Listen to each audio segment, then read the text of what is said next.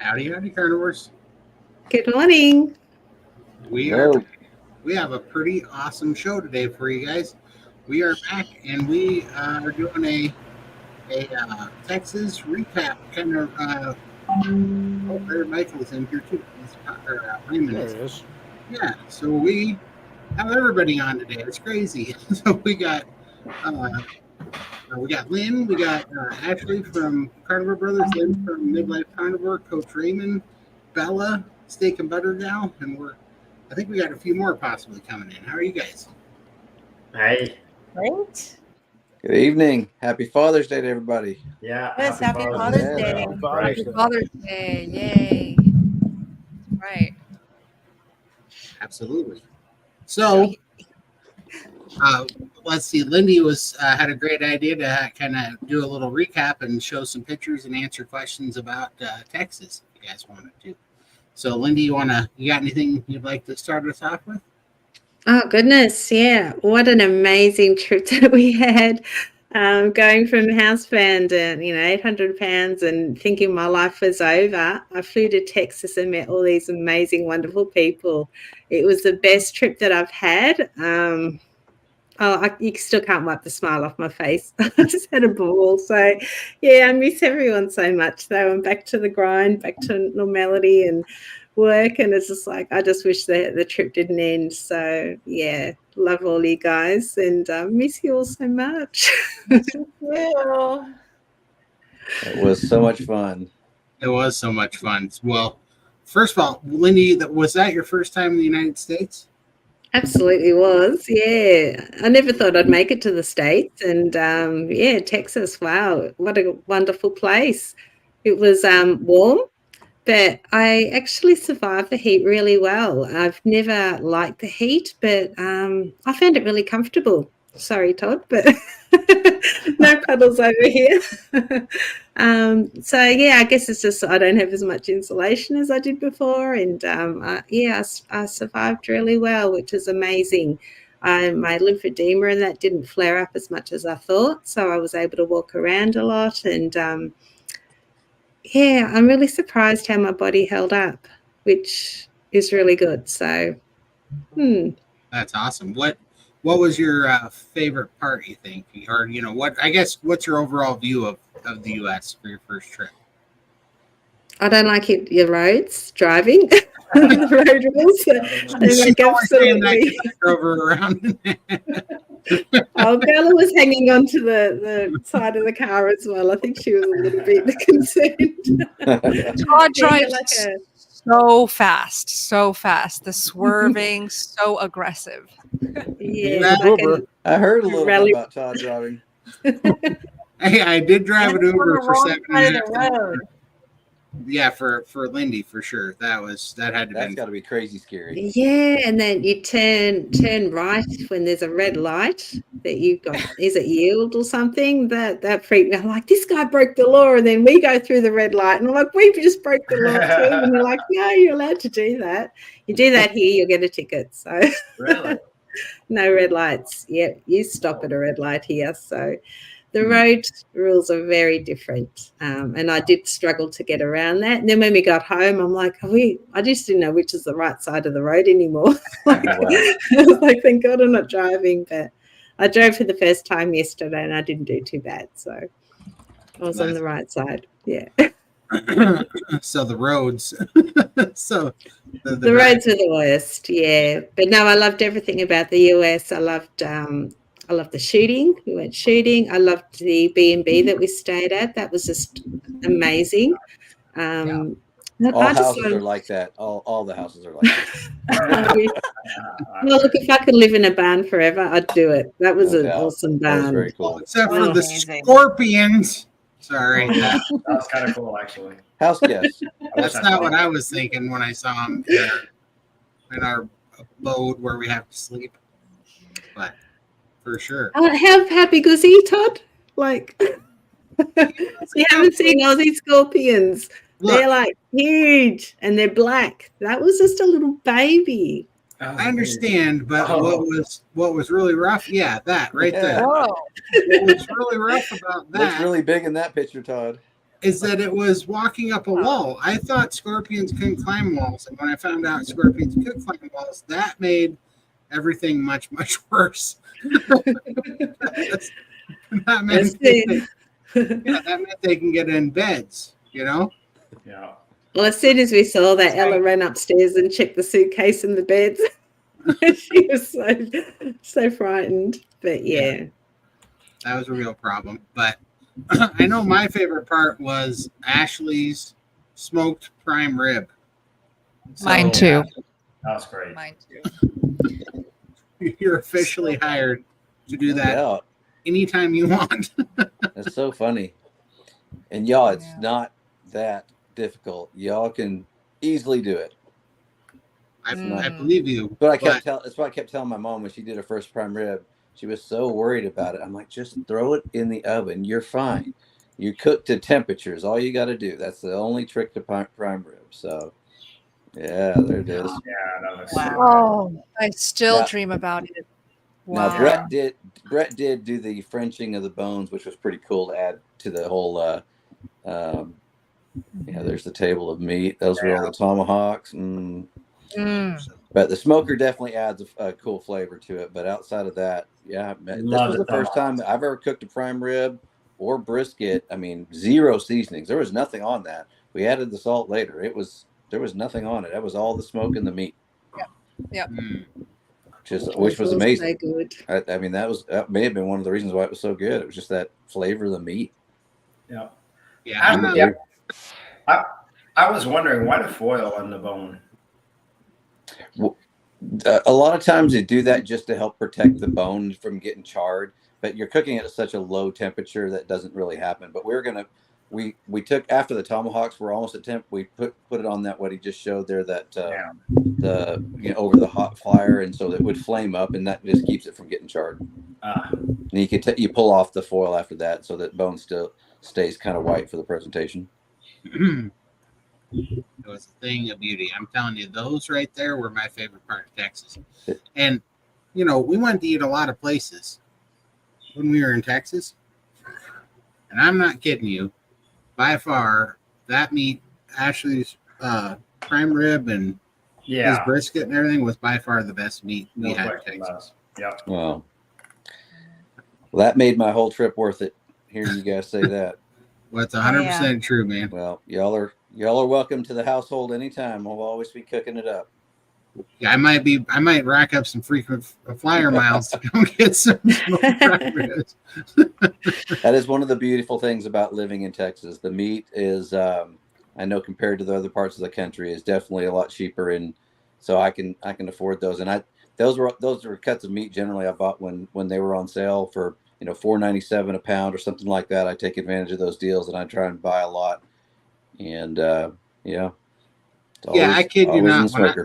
When I saw what meat was going for in Texas, it made me want to buy a whole lot of suitcases and fill them up with tomahawks and prime rib roasts, because it was so crazy. I was like, I wonder if I can drop this rental car off in Montana and drive back a truckload of Costco meat from Texas. Hey, there's my Rhett's on there. That boy Rhett, my Carnivore brother. Yeah. That's awesome. Yeah. So, I was gonna say, I wanted to go around the horn here and see what everybody had for their highlights of Texas. Let's see. Let's start with Lynn. Lynn, what was your favorite part of Texas? I think just being able to hang out with all of you guys and meet people in person that I only know online. And I think it was really great that we got to all stay in the same house or two houses, the same Airbnb. And I really I've been online with people, but it's really cool to just spend time with no cameras and just hang out and get to know each other personally. And that was awesome. And of course, going to the conference and going to our meetup and meeting people that are familiar with with Healing Humanity, you're familiar with Bella, Stick and Better Gal, everybody coming together. And it was great. It was amazing. Brett. Hey, Brett. Hey, Brett. Hey, Brett. Hey, everybody.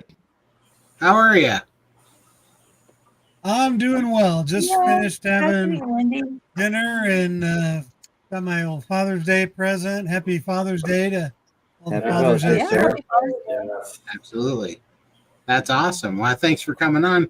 You're just in time. We're going around the horn here about and talking about what our favorite part of Texas was. Ashley, well, let's go to Ashley. You're always in Texas, but what was your favorite part of Texas for that period?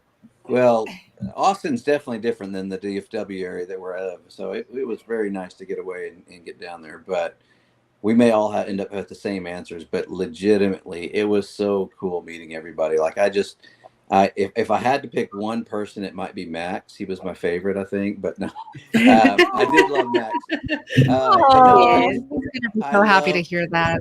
Well, tell him I love how complimentary he was. He made me feel like a superstar every time I talked to him, and it's just he's great. Wow. He's a great guy. But no, it was really fun just meeting everybody in person. And it's like it was funny. Emily said to me one time, she goes, "You're a little fanboy, aren't you?" I'm like, "Yeah, totally, I am. I mean, this is just amazing to me getting to see all these people that I've honestly looked up to and admired for last 15 months over and over, and all the videos and all the stuff that I've been trying to absorb, and then getting to meet the Dr. Kiltzes and Dr. Chafee just hanging out eating my cooked food. I'm like this is incredible.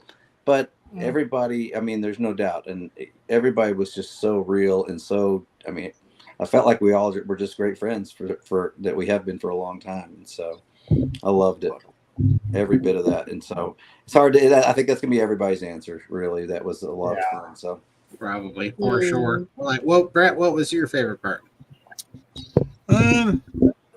It would just have to be, I mean, the Hack Your Health event was cool and the vendors and stuff were neat, but for me, it was all about the people and just meeting everyone face to face, shaking hands, the conversations. And There Max he is is. really cool too. Hey, Adam. There he is. Yeah. Hey everybody, how you doing? Adam? And That's awesome. I did really enjoy the Healing Humanity presentation yes, on the last day. That was a great moment, especially when we really packed that room. I mean, it was standing room only in the back. And I was really glad to see that room get packed. Yeah, there's me and Sean, Christy, Chafee. both Yeah. there. I wish I could have got to talk to him a little more than I did, but but yeah, for me it was about the people and the connections and the conversations. And I, even with just my little channel, I got recognized a bunch there, so that was a real surprise. I mean, not I'm not tooting my own horn or anything, but it was kind of cool because I never really experienced that very much. So it was just so nice, and everybody was so nice. And it just made it that much better. So, and the food was awesome. Yeah, you guys killed the food. It was incredible. That's awesome. How about you, Raymond? Wow. I mean, there was so many things. I mean, definitely the people. I mean, a barn full of like all these people that, heck, I talk to you all the time, Todd, for example, or Lindy, and then I actually get to meet you guys in person. That's just awesome, So it's like we were all in that same room. Of course, staying at Max and Bella's, that was fun because Chafees were there too. So I really enjoyed that. And of course, the Hack Your Health event, I thought that was lit, even though that was a short amount of time, which it wasn't, right? It was an hour. Wait, how long did we have? That was an hour. It felt like it went by so fast. Yeah. Oh, cool. You got some pictures. Yeah.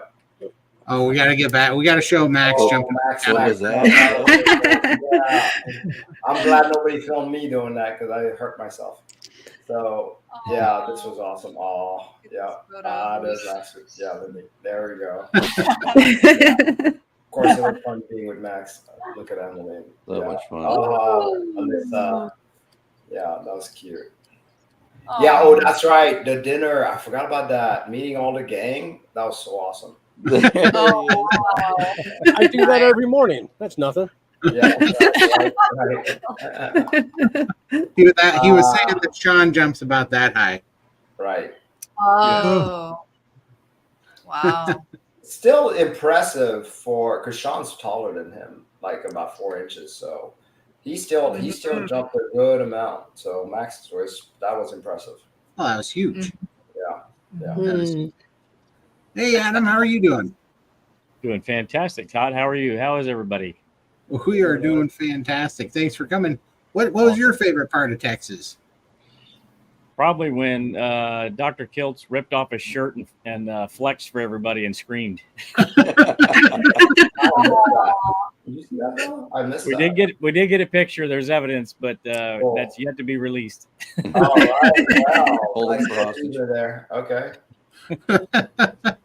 Yeah, that was an absolute blessing and very stressful at times, but pulled through and I learned a lot. It was a great opportunity to connect with all of you. Michael, I wish you were there. It was absolutely amazing. Hopefully next year we can meet up with you.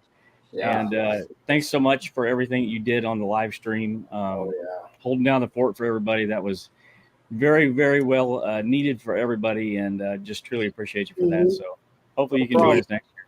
Thanks for Michael? grabbing the better microphones.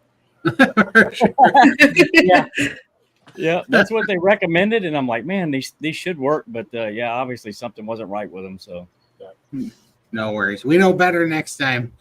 Right. For sure. Lessons learned. Absolutely.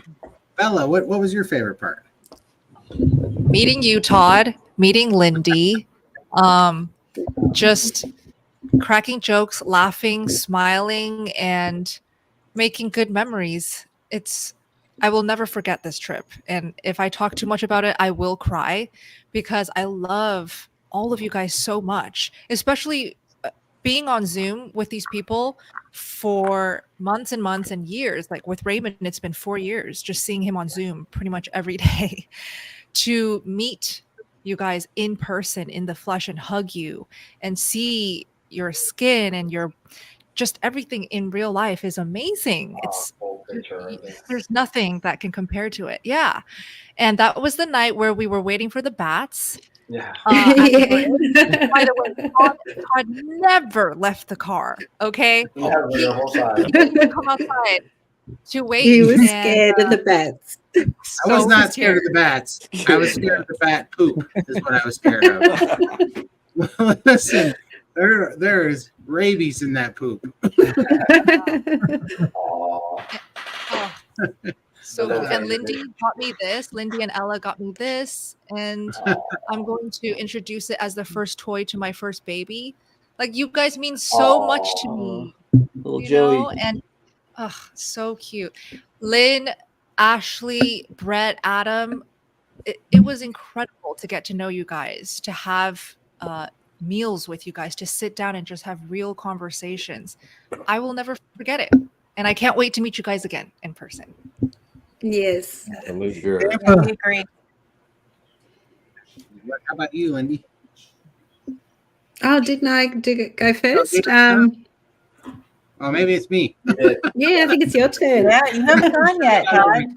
Oh, well, Michael was technically there. He was there. Michael did air traffic control. Oh yeah. Every plane ride we were on. Michael was in the background on StreamYard. He was my tech guy. My brother, what does he call him? I was posting TSA reports trying to stop you from getting through the airports. He was. Show much you posted on TSA. Show much you posted on TSA, Michael. Let me see if I can find that quick. Yeah, that got me cavity searched twice. Thank you. Well, Michael's pulling it up. Yeah, absolutely. My favorite is like everybody You got else. cavity searched at Rogan too. I did. So Yes. So we went shooting just before we went to the mothership, and I had some 9mm rounds in my pocket that I forgot about. No. Yeah. Yeah. Wow. Yeah. This is what Michael put.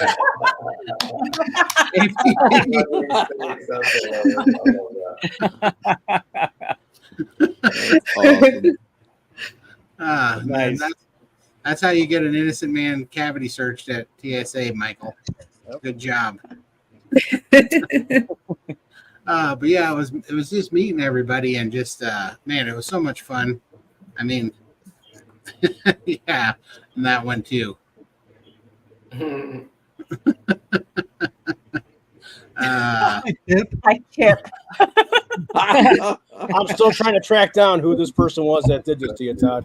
I'm working on it. Somebody did. I'm sure. You know, Made it him was super funny happy. at the Healing Humanity. Some dude came up to me, and I had no clue what he was talking about. But some dude came up to me and he says, "Are you the guy that runs from light pole to light pole?" And Lindy, I was looking around, going, "I don't know what this guy's talking about." And Lindy's like, "He's talking about Kip," and I'm like, "Oh, great." Oh. Yeah. Oh man, well, it's fantastic. I can't wait to do this again. But I mean, what a resounding success! First of all, I think that the SBG talk at Hack Your Health, it had the biggest line that I seen in there, so that Yeah. was huge. Yeah. That was Well, I huge. That was heard amazing. because I heard from Emily because she has direct contact with Robin, and I'm sure she won't mind me sharing this. But Robin said that that panel alone was really the most well attended panel in the history of her events. So that Oh, was wow. so humbling to hear. And it's all because the carnivore community is so strong. Yeah. Yeah. Oh wow. It was huge. That's awesome. I recognized that from all events that I went to. None were as well attended as that one. Everybody was there, and that place was packed. Yeah, I couldn't believe that all the seats were taken and people were standing outside watching too. Yeah, Yeah, y'all no, crushed it too. It was great. Yeah, Aw. Yeah, the line was Yeah. around the corner. yeah, it was. Oh, how'd I sneak in there? Why were you there? Should have been I backstage. don't know. I know. That was funny earlier on. So Yeah. Yeah. There was a long line of people asking questions too. Yeah, that's yeah. We didn't get to a lot of them. A lot of them. like We felt like so bad. 95%. Like 95% of them. I know, Yeah. right? I guess you saw the line, Todd. I didn't really. Yeah, I did when I came back. When I came back from speaking on the microphone, I looked back and I was like, "Oh no, most of these people aren't going to get heard. They got like a few minutes." Yeah. Mm. Look at that, Aw. Todd. That's so. Yeah, and Todd got to speak, stand up, and Todd share a got- bit of his Yeah. story. That was was great. Yeah. Right after I came back and I looked back, I was like, "Oh man, oh no, these that people was are not going to awesome. get their questions answered." It was crazy how long it was. Yeah, next time that needs to be like a 3 or 4 hour panel. It Absolutely. Sure. could easily be. It could easily be. Yeah. Yeah. Like your live stream. One of the things I walked away from with the conference was just the feeling that it would be so nice to have a strictly carnivore conference. Oh, Yes. definitely. You know, We need that. and I don't know what it would take to pull that off, but there's so much need for just more carnivores. Like the carnivore day that was more Sunday, obviously it was very well attended. And I got to kind of jump in for a little bit. Dr. Kiltz was at his booth out in the vendor area, and he was chatting with a couple of women, and I came by and kind of joined in. And this one woman that he was speaking with had gone around to all these keto booths and was really interested in carnivore, and it was very confusing for her as I listened to them interact, because she had all the little keto bars and the different keto treats that they had at the conference, and she was asking Dr. Kiltz, "Well, is this one okay?" And he'd look at the ingredients and he'd point out all the bad ingredients, and a lot of them had seed oils, and it was really confusing. It just seemed like it would be really nice to have something that was just strictly carnivore. Maybe someday in the future that will happen. I hope so. Well, in reality, she changed the name from KetoCon to Hack Your Health because that last year we were already taking over half, and this year was probably So like 3/4. Yeah, 3/4. Yeah. That's what it We'll felt see. like. Yeah. It's great though. To me, it feels like we have the chance to take over. I mean, carnivores are stepping up, so This is it. So it might happen, Lynn. You're right. I hope so. And it may be our groups that spearhead it. You never know. Yeah, for sure. And Lynn is in Washington. I'm in Washington. Anthony's based in Washington as well. Sean Baker lives in Washington. Maybe one day Emily we is can consider, Washington. Emily's in Washington. We can consider Yes. coming together and doing a Sure. carnivore themed event, Yes, convention, I hope whatever so. we want And to call it. thankfully, if you didn't notice, Amanda from Carnivorous Me posted it. She's coming back to her channel. She posted just the other day. Yes, she's doing well, and she's in Washington as well. She's up in Oh, Bellingham. really? Yes, Wow. yeah. So I've been to her meetups before, and so we have a large carnivore community. And as you know, Bella, in Washington, there's a lot of vegetarians, and it's awareness, raising awareness in the Pacific Northwest and all up and down the West Coast would be really good. Yeah. Hey, my I love it. carnivore brother Rhett, he's in South Washington, so Yeah, he'd be he's there. yeah. Of course, I'll fly too. That's a lot of carnivores in Washington. Are you That's trying to awesome. say Yes, you're in fact, at our meetup on Sunday night, I met a woman and her daughter that were there from Lake Stevens, Oh, which is like That's just 20 minutes north of where I live. And so there's a lot of Washington carnivores. So. perfect. That's awesome. Well, we should definitely get something like that. That'd be awesome. That'd be huge. Mhm. Yeah. Or Montana, I hear it's pretty lovely this time of year. Especially around the 4th. I don't know. That's I don't right. know if you guys are aware. And Todd can do his fireworks. I don't know if you guys are aware, but in 2019, Amber O'Hearn did hold the very first carnivore con. Of course, COVID came, so it never happened again. So, I didn't know that. So that was just rough timing, really. Then. yeah, it was, and that was that was the first one I went to, and Baker showed me on the screen at that time as his presentation. It was kind of cool. Oh, that's Nice. awesome. So, yeah. Where was it? Colorado, right? Colorado, yeah. Then was it Denver? I think it was close to Denver. Yeah. Or Collins or something. Yeah. That's awesome. So, yeah. Damn. Well, that's, I don't know. It seems like it's going that way, right? Pretty soon. Like, I mean, I wonder what the amount of carnivores versus keto folks was in Austin there for the active health. It was at least 50-50, which is Oh no, more now. This one. Yeah. I definitely think it was more carnivores to keto people. yeah, wow. That's awesome. That's I awesome. think between what SBG's doing and what Dr. Barry's doing and what the Healing Humanity's doing, pushing out that proper human diet, it's making carnivore take over the keto space, as it should. Mm-hmm. For sure. Yeah, if you look at There's Google still a Trends big under spearhead carnivore there. diet, it's trending like crazy. I mean, Really? it's just Oh, really? over the past few years, it's just spiked. Yeah, Yeah. I looked it up just recently, and it's really spiked. And vegetarian and vegan are going down. Carnivore is going Oh, way up. good. People are looking at it. Well, it's kind of funny, but friends I meet nowadays that's never done it, and I tell them about the carnivore diet, they don't ask the stupid questions they used to, like, do you poop? Any of that? None of that. So it's almost like it's I don't know, like accepted now. Like, oh yeah, you can eat meat. Yeah. Right. Becoming is a so- household name. Yeah, exactly. Starting to get there. It really is. And they all tell me, "Oh, I heard about this person that I watched online that did that. Is that what you're doing?" So yeah, it's getting all around Yeah. like that, like in a good light,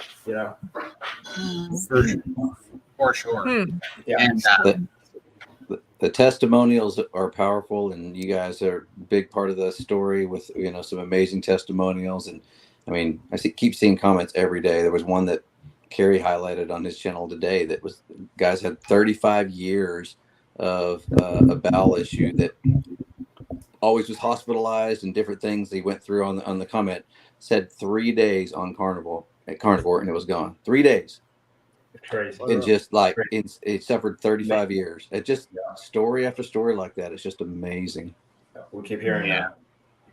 It is incredible. Yeah, I mean, at the open chat in SBG every day, the racing stories every day, and the NSVs on Fridays every one of those. It's just like it's no longer anecdotal. Right. No, it's undoubtable now at this point. Yeah, for sure. That was awesome. And Adam, you and Carrie's presentation at Hack Your Health was standing room only. That was absolutely impressive too.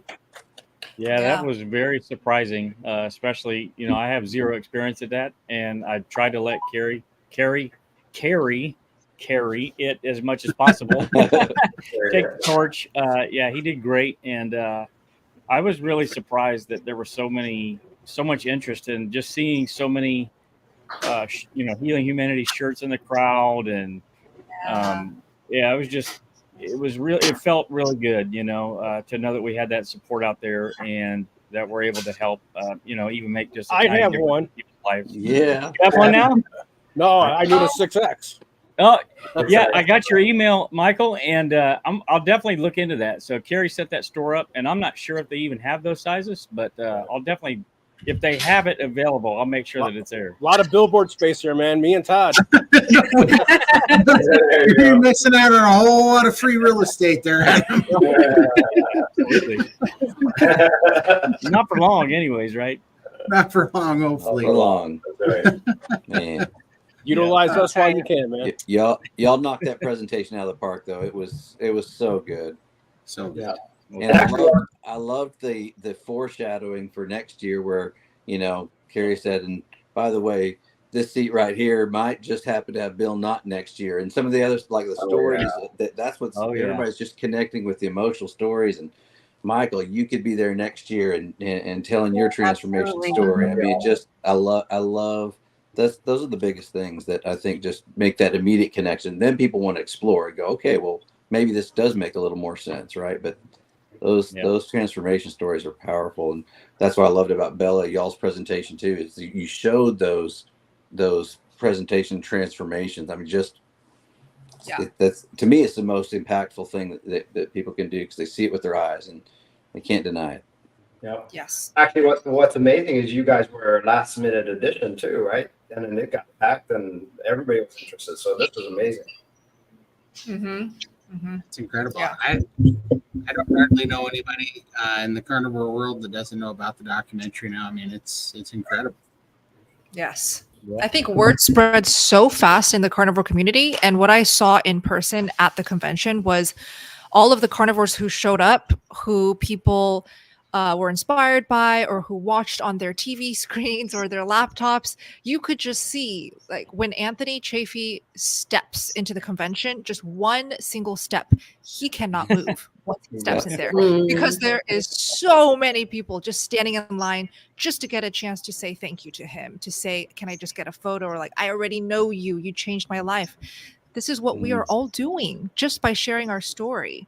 It doesn't matter how much or how big your following is, just share your carnivore story online and you will change somebody's life for the better. So this is also to everyone watching this live stream.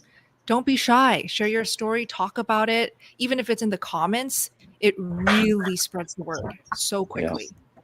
Yeah, no, I agree, because I know the comments mean so much to me. When I was first starting Carnivore, I started like so many people are in, our chats. I was watching other people's stories, and then I'd read the comments, and it's the comments that solidify what we're hearing. We hear that one person who makes the video, and then all those comments, just like people coming back and saying, yeah, this happened to me, this happened to me, this happened to me. And it's just so convincing. Yeah. Definitely convinced me to try it and save my life. So it's make your videos, come on. And I mean, if I'll invite people to come on that are, viewing my channel, to come on, do a live with me. Yeah. Share your story. It's meaningful to somebody out there. Someone is going to connect with you. I thought it was hilarious meeting Dr. Nelson Vasquez. He's been in the chat forever, and I literally looked at him. I didn't know who he was, but that was my first guess. I was like, "You're Dr. Nelson." And it was hilarious. I didn't know who he was or anything, but I again, you'd never seen him, but now we know him and his story. Got to chat with him. He's great. Several others that were just there in the chat that, we got to meet in person and put the name to the face, which is so great. He's in the chat. He just jumped in. I saw him earlier. Yeah. That's awesome. Yep. That is awesome. Well, it's definitely, yeah. Oh, yeah. He came and said hi to me, actually. Right there. That's right. Yeah, and I spoke to him for a little while too. Awesome. Got JP's booth. That is incredible. Yeah, it's you can definitely feel the synergy kind of building this movement right now. It's definitely growing at a heck. If nobody mentioned it, Bella, you had the same amount of people lined up to meet you, I think, as Dr. Chapey did. Yeah, she Honestly, did not notice.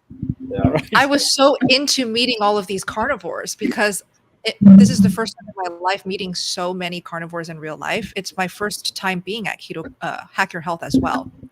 And I did not expect to have that great of a time. And Raymond was saying, "Oh, I can't believe that you weren't nervous at all. You were just embracing the experience."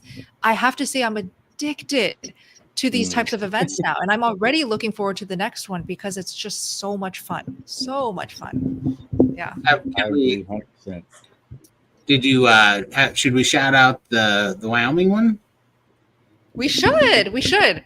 So some things are in the works, but we definitely know that I will be there, Todd will be there, Raymond will be there, Coach Amy will be there. She's going to hop on later onto this live.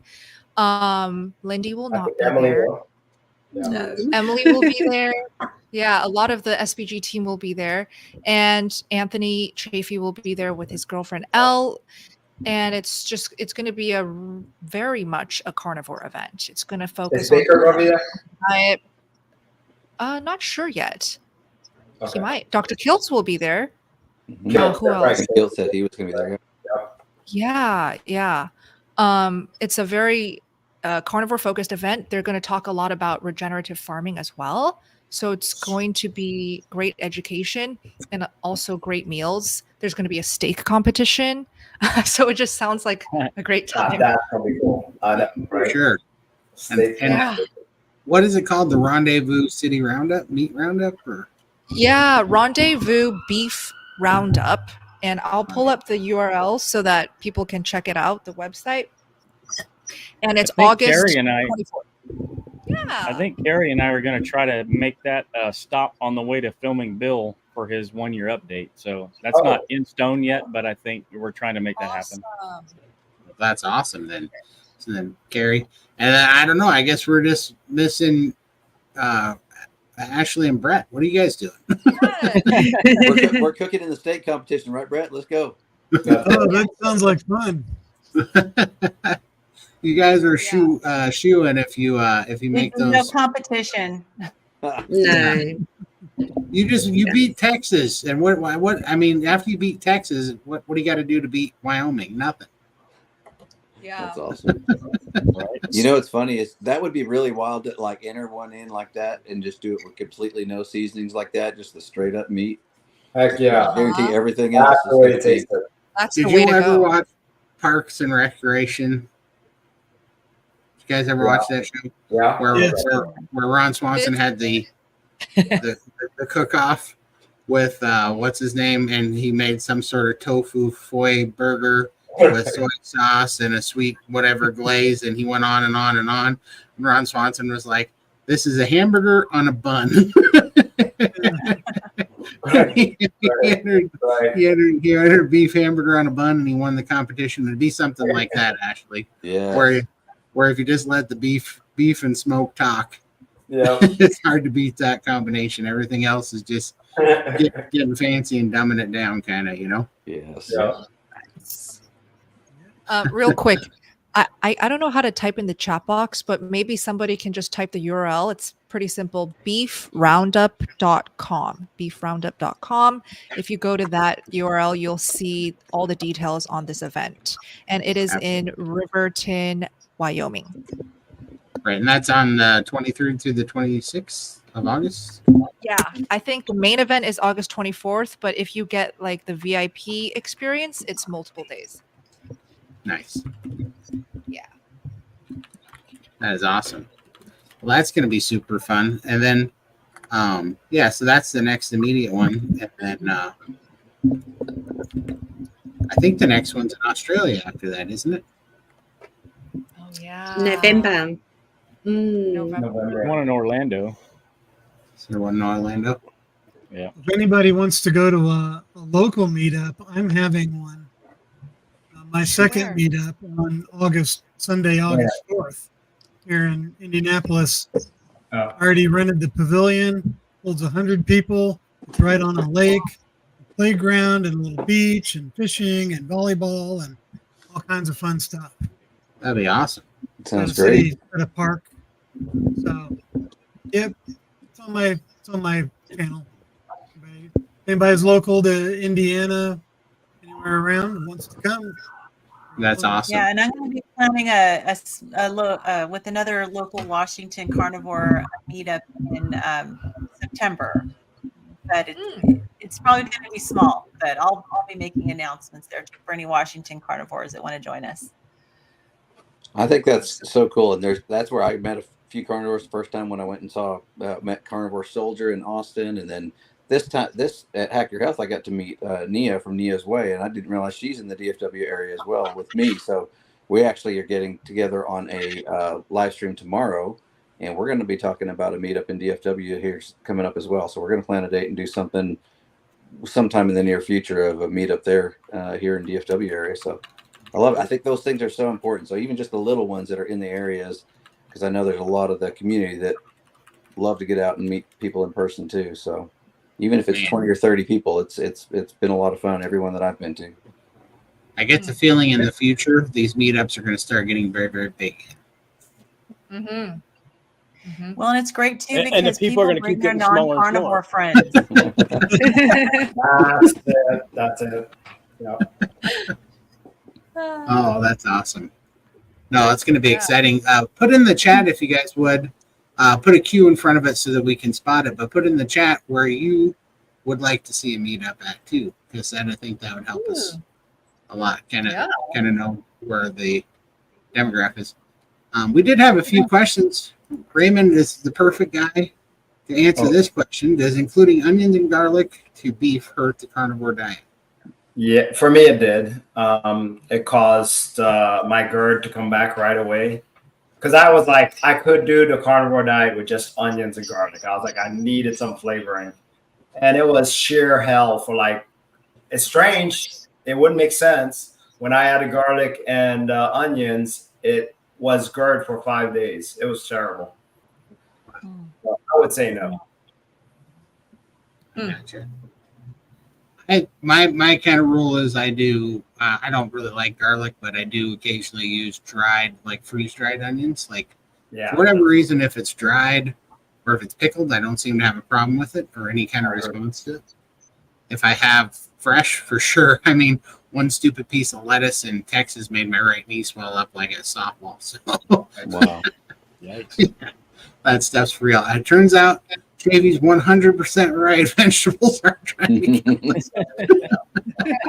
Yeah, because onion spices and garlic spices, I don't seem to have a problem with that. So Yeah, it's weird, right? So it must just be something that takes the oxalates out, or the poison or whatever. Yeah, exactly. yeah, it's interesting. But yeah, that's been my experience. Real quick, thank you guys for inviting me here. Yeah, so I really appreciate it, and that I'll see you next time. So thank you. Absolutely. Thank you so much, All right. for Raymond. Great to Take see care, you again, Raymond. Raymond. Glad you Thanks came for on. Raymond. jumping in. Having my Bye. coffee for dessert, Coach Raymond. That's all right. I'm glad you picked that up. One That's more. what I'm talking about. One more day of priming. All right. Oh, Proud of you, wow. man. Good job. Me too. Awesome. Today Glad was you're doing rough, Nice. but tomorrow, last Yeah. day. You do? Oh wow, both of you. Okay, awesome. Enjoying it. I'm glad you guys are. All right. Take care. So, Thank yeah. you. Thanks, Raymond. All right. Perfect. Well, I was just gonna hammer. Oh, there she is. Hi, Emily. Emily. Emily. Emily, hey. Oh, Hi. you're wearing a shirt. Cute shirt. That's awesome. Emily, we were asking what was your favorite part of Texas? Everybody else already answered. Oh, my favorite part. Is Ashley an answer? Ashley is like the number one answer behind Max, I think. No. Aw. So yeah, he just embodies the carnivore spirit. It's just so cool getting to be around him and just see him in action. But it was just we were all in action. We were all just like playing our little parts, and so the part of the one that makes the smoked meat is the most important part for sure. Yeah, that absolutely. He was the gatekeeper. He kept us all alive. Actually, That's right. he kept us all from having to rely on our fasting muscles. Yep. Beautiful. Oh, these are all Great mine. Me and all these wonderful people I got to meet. So good. That's awesome. Right on. I'm just going to answer this real quick. Where's the cheapest space to buy J. Crow's iodine? I get it on J. Crow's website is where I get it. And that's the cheapest I found it. And you know it's the real thing. Yep, for sure. I get them by in bulk now that it's my new coffee. So hey, there's Lynn Tucker. We all met her. That was awesome. Hey, Lynn. Yeah. Yeah, the dinner was huge. For those who didn't get to go to the Hack Your Health conference, I know there was a lot that came in that drove up. Some drove up from Houston. Some drove in from around the Austin areas that got to go to the.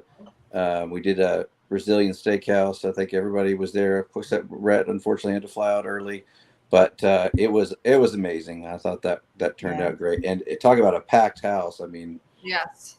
well, I don't think that kitchen knew what was about to hit them. That was We pretty didn't know. amazing. We had to get 2 extra tables because there were 4 of us that had no place to sit. More than So 2 tables. it was Yeah. beyond packed. Yes. And Lynn has the most amazing smile. She is the sweetest. I love Lynn and Jim Tucker. They are 2 of my favorite people. I got to meet them at the Carnivore Soldier meetup the first time, and so to see them there again was just amazing. And speaking of which, the other half of that duo's here too. Ribeye Ranger, there he is. Russ. Nope, that's not I'll Russ. tell you a funny story about that night too, which was amazing. Was one of the waiters, as I was checking people in, and one of the waiters was standing beside me, and he says to me, he said, "Hey, that guy over there, by the way, he eats only meat." I said, "Oh, really?" And it was one of the head waiters that was there, and I went over and talked to him for a minute, and he was doing the carnivore diet. And so before everybody got here, I said, "Well, do you know any of these people? There's a lot of YouTubers in here and people that you might know, or any of the doctors." He goes, "No, the only one I really know is Dr. Baker." And I said, "Oh, man, unfortunately, he's the only one that wasn't scheduled to be there that night, right?" So I told him, I said, "Oh, no, unfortunately, he's not there." And literally the moment those words are coming out of my mouth, here comes Dr. Baker walking in through the door. I turned around and said, "Hey, actually, why don't you meet Dr. Baker right here?" That's awesome. That was pretty awesome. He was pretty fired up about that. That's funny, Ashley. I had the same conversation with him, except it went a little different for me. After he had met Dr. Baker, he came over to me and said, "Hey, did you know Dr. Baker's here?" I said, "Well, no, I didn't." He's like, "Yeah, he's right over there." I'm like, "Oh, sweet." That was pretty cool. Wonderful. I know. One of the waitresses too told me that her boyfriend is a carnivore. So it's really cool to meet people that aren't part of our community and they already know about carnivore. Mm-hmm. That is awesome. Yeah. Actually, the reason we are getting a smoker. I need to get like an affiliate thing for Traeger or something. Here we go. Yeah. Seriously. They need to sponsor you. 100%. Traeger, are you listening? There you go. Because there's a lot of people about to buy them because Ashley's, they do. Oh yeah, and I have to thank Ashley and Brett too, because I can't do smoked meat because of my histamine issues. And the 2 of them were awesome. They made me my own separate steak on a grill that wasn't smoked so that I would not get sick. And it was still amazingly delicious. So I thank both of you guys. You were very sensitive to that. Yep. Yeah, I grilled that on the big cowboy charcoal grill that the chef had brought in. Yeah, it was really delicious. Threw it on there. And Todd's vision about the whole thing was what was amazing to me. I mean, I just love the fact that he had he was the brainchild behind a lot of it. And I know by the end of it, we dubbed it Carnivore Camp because it was just so much fun. It was like being at camp.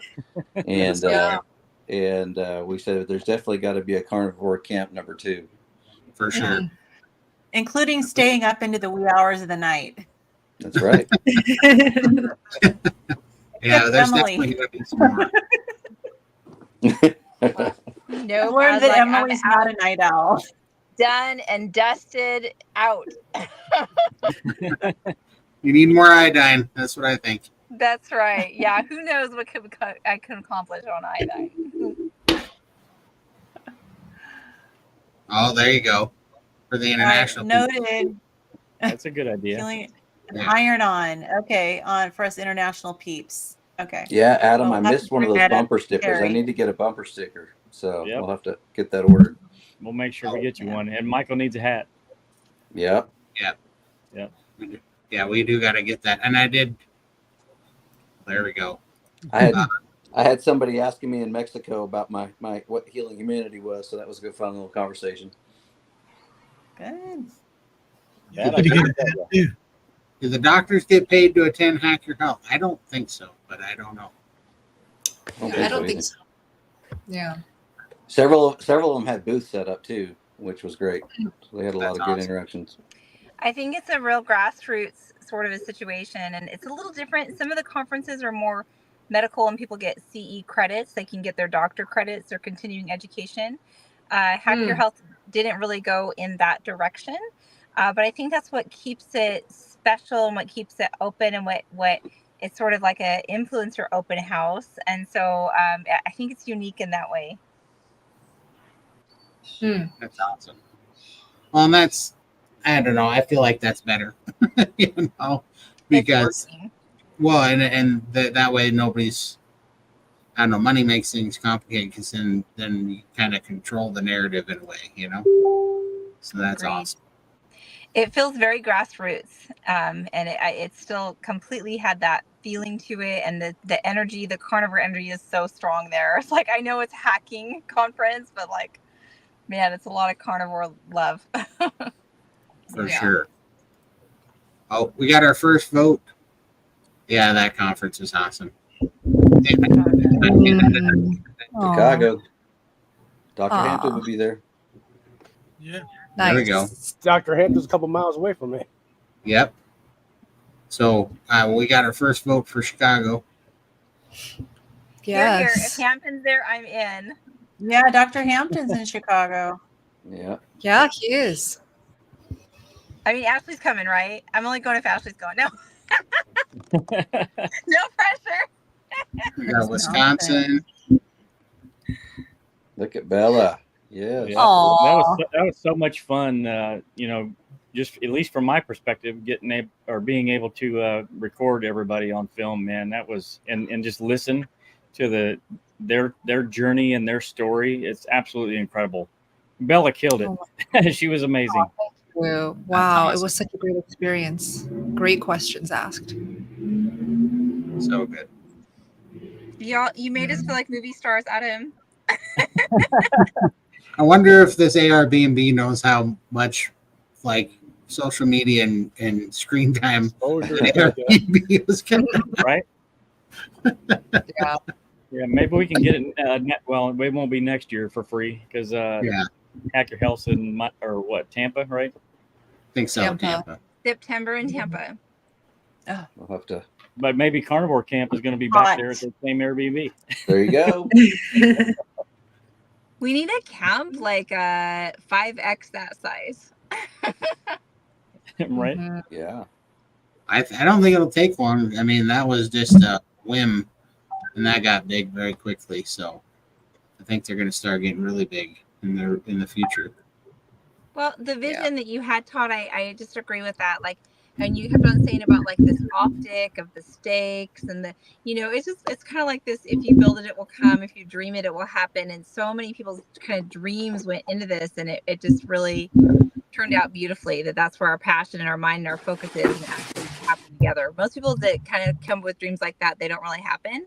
And I think about just like the healing humanity, like it's happening. This film is happening. That it's just like really exciting. Sure. Cutting forward. Yeah. There it is. part of Todd's vision right there. That was so cool. That's right. That was Yeah. that Adam. Yep, Adam came up with a great plan to put the Healing Humanity on there too. That was incredible. Yeah. And Brett did the painstaking work of getting them all burned in there. Yes, thank you so much, Brett. That was awesome. It's killer. Yeah, it was fun. I enjoyed doing it. Oh, awesome, Carol. Oh, well done. Yes, I have to Yeah. do mine after this live stream, so I'm looking I did forward to mine. it. I'm so sore I'm already. sore. That's awesome. Yep. And meet up. Oh, in- yeah. Naperville. Oh, cool. Yeah, that's near Chicago. Karen Miles, she's a good friend with Yep. Kelly Hogan. Yeah, she's And, awesome. she's actually part of Kelly Hogan's team. And yeah, she told me about that meetup. Unfortunately, I can't go. I'd love to be able to make it, but I'm going to be at the world famous Montello Theater that day. You are. Oh, nice. What's happening? Nice. I am. Me and my family are spending the weekend in the Wisconsin Dells, and that Saturday I'm taking everybody over to the theater to see a movie and hang out with Carrie for a little bit. Wow. Oh, nice. Nice. It's gonna be awesome. Yeah, looking forward to it. Did the carnivore teacher John sing any of his carnivore songs? I don't know that one. Carnivore John is one of the guys that he's on with Carnivore Soldier, and Oh, I know okay. he and Meeting Wellness did. Christy from Meeting Wellness just did a song together, and they just put that a video out on that. I saw that the other day, but I didn't hear him singing any songs at Hack Your Health. That's funny. He's in a Have- picture I sent you of Larry Carnivore Soldier with Duke, his dog, Yeah, and Carnivore teacher standing there in that picture. yeah. You wanted to I show started it. my You can find it. 15-year-old cat on carnivore. Do you think they go through oxalate dumping and such? I'm not sure. That's a good No question. idea. Have you been feeding your cat spinach? Right. Yeah, I And, mean, I guess it's possible. it's possible. Mhm. That's interesting. You know, we have like a natural repulsion towards a lot of those super, super high oxalate foods, and they're kind of expensive. They're kind of in that keto spectrum. I think it's going to be less. They certainly, animals have been fed like the shelf stable vegetable oils, but those, the highest, offenders and all that, I don't really think that animals eat as much of those as we do when we try out keto. For sure. At Keto Simple, he's a local guy here, a buddy of mine, and he was just on Dave Mack's channel. So Cool. check out Keto Simple. Good dude. That's awesome. So Thanks, we Jeremy. had a lot of people asking Ashley, what particularly was your recipe on the rib roast? The prime rib. It's so funny. So, first of all, Brett did the presentation, which again, you always eat with your eyes first, right? So the presentation on Frenching the bones was awesome. That was Brett. He cleaned those bones up really sharp, so it looked really good. But I was showing Lindy. She filmed a little bit so she could learn it. But I think people are just afraid of cooking a prime rib because it's an expensive piece of meat. They don't want to ruin it. But the secret is cooking it to temperature. That literally is the only thing you have to know how to do. We didn't cook that prime rib with any seasonings on it whatsoever. We threw it in the smoker. We smoked it at 250 degrees, and we put a probe in it. You stick it as close into the middle as you can, to the center of the meat. And when that probe hits 123 degrees, that's the magic number in my mind. 120 for a medium rare prime rib. 123 degrees. You pull it off and you let it rest. You let it rest for about 20, 30 minutes, and that's it. I mean, there's nothing to me. There's nothing to cooking a prime rib. It's. I think the getting over the fear that you might ruin a great piece of meat there. But if you just use a meat thermometer and don't overcook it, you're going to come out with a great piece of meat every time. Cook it low and slow. You can do it in the oven. You can do it in a smoker. There's a lot of different ways to do it. You just got to keep it out of direct heat so it doesn't burn while it's in there. And that's pretty much it. Yeah. It's pretty simple. Yeah. What was your guys' favorite out of the tomahawks, prime rib, and dino ribs? What was your guys' favorite? Probably the tomahawks for me. The tomahawks were just a different level to me, when especially that very first night when we cut them. And because a lot of times people say the tomahawks come off of, by cooking it on the bone, it has a different flavor. We cut them off the bone the first night, and then we butterflied them because we were cooking at midnight. So we were trying to get them done. And I thought those had the amazing flavor. They were just fantastic. But again, nothing on it. Nothing extra special. It's just that the meat spoke for itself. It's good quality meat. The night where I landed and I came over around like 11 p.m. midnight, and I messaged Todd and I said, I am starving. Can I come over to eat? What did you guys cook that night? That's what I was talking about. Those were the tomahawk ribeyes that we took off the bone, and we butterflied them, basically cut them in half so they'd cook. Because if you try, otherwise you wouldn't have been eating until about 3 a.m. if we had just tried to smoke the whole thing as thick as they were, right? So, but that's all they were. That meal was delicious because I was starving. So it was that extra seasoning that I needed to make it extra delicious. I just couldn't get enough of it. The first bite, I was like, holy moly, this is so good. I just stopped talking. I was like, I'm not going to join the conversation. I'm just going to eat. I feel like I'm giving secrets away. We should just said there's some massive secret recipe to it that we're not revealing. Well, and your brisket was awesome too. And B-Dog wants to know more about how you make your brisket. Brisket definitely is a little bit more of a challenge to cook it right. And it was funny because I've cooked a lot of briskets. I've failed on a lot of briskets over the years as I learned to cook them as well. But brisket to me is 100% about the feel of it when it's done. It's not about the temperature. Generally, once you get it to low and slow and you get it above 200 degrees, that's when you want to start checking it. But I've had them come out perfect at 204, 206, 208. It's more about the feel. And I was able to show Brett, I think you were there when I was able to show you, because Adam and Carrie came over, and timing wise we needed to get, and I was like, this one needs about another 30 minutes to an hour, but this one's money. Like I could just tell from the feel of it, it was money, the first one. And it was amazing. But it's just that feel when you put a meat probe into it, it feels like soft butter. There's just no resistance whatsoever. And the other one, when I could tell it still needed 30 minutes to an hour, because as I put it in there, it wasn't a lot of resistance, but you could feel it. And there was definitely a difference between the two. So having two of them cooked at the same time like that and feeling the difference between the two, and then tasting the texture difference, that makes it very clear and obvious. So you really get to a feel of what's right once you feel it. But it's less about the temperature. It's usually above 200 degrees. And then the other really important part about brisket is letting it rest. It's so important to let it rest. That's where all the juices absorb back up into the meat. If you want a good juicy brisket, you want to let it rest. And minimum an hour would be best. But I mean, there's a lot of restaurants here in Texas that'll rest it in a holding at 150 degrees, something like that, the holding oven for over 24 hours. That's what a lot of the secrets in Texas brisket is just letting it cook it the day before, hold it for 24 hours at that holding temperature before they serve it. Brisket's fussier than the rib roast. Oh yeah. Rib roasts are much easier. Brisket is definitely fussier. It's got a lot of connective tissue that you've got to get that broken down. Otherwise, it's real chewy. Yeah, and they're smoking it up to a certain temperature, and then it'll stall. And then once it gets through the stall, then you got to wrap it, and then there's more steps to making a good brisket. Yeah, I've got a video on my channel if you want to check it out the way I do it.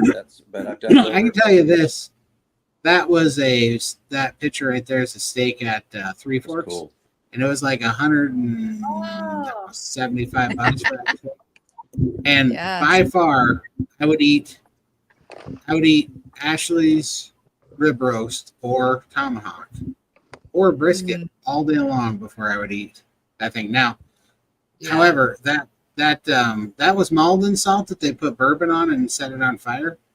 That bourbon was actually delicious with the bourbon. Nice. Man, and some nice entertainment. Yeah, it looked really cool. Tasted better than it looked even. So that was good. Let's see. I think we got most of it at HEB and Costco. Where did the dino ribs come from? Dino ribs Chef Corbin got from, it was from a local supplier there, but it was American Wagyu. Wagyu. It was a little higher quality meat. So those were seasoned, right? Ashley, we had those were salted. He did one. No, he did two of them, no seasoning, and he did one just the way he would normally do it with just salt and pepper. And so one of them, the one that was saltier, that I know you thought was saltier, that one had salt and pepper on it. The other two had no seasoning. So that one was like candy to me as a leftover. And it had the white that had the fat that, would come with it with little bites of it. And so I loved that one, like picking on it the next day and the next day. That was really good. Yeah. And Brett made us some fat crisps that were amazing. Just a was it Lindy? Was it your daughter that had never tried the fat crisps? And the fat crisps. I didn't see them, so maybe I wasn't there at the time. I missed out. Carnivore crisps? I think it might have been Ella that hadn't tried the fat crisps, and so Brett made a whole big bowl of them, and they were delicious, even without any salt. They were so good. After I did love Ashley's jerky. That was amazing. The big bag of jerky that you bought. Oh my gosh. He thought he made a lot. Yeah. Not enough. I know. Carrie finished off that one bag the very first night. I thought that was so funny. I'm glad he saved them for us. So I think it was Brett got really bougie with the egg yolk, and there was a part of that meal that we could do like grated egg yolk as a little condiment on top of the steaks. Was that you, Brett? No, that was Adam. That was Adam. Oh, Adam. He did the butter of the gods, I think. Was that called? And Adam's butter was amazing. Yeah, that was bone marrow, smoked and roasted bone marrow.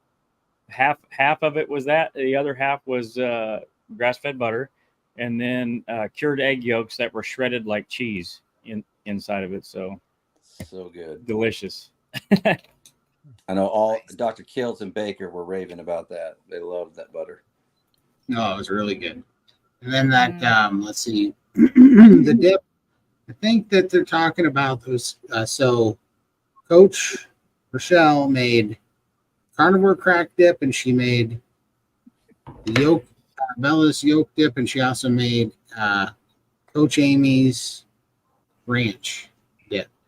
And I couldn't tell you what was in any of them exactly. Real Life Carnivore. You can look on a Real Life Carnivore on Instagram. Yeah.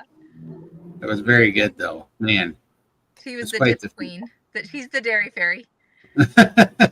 She did a fantastic job at it. Man, it was good. Let's see.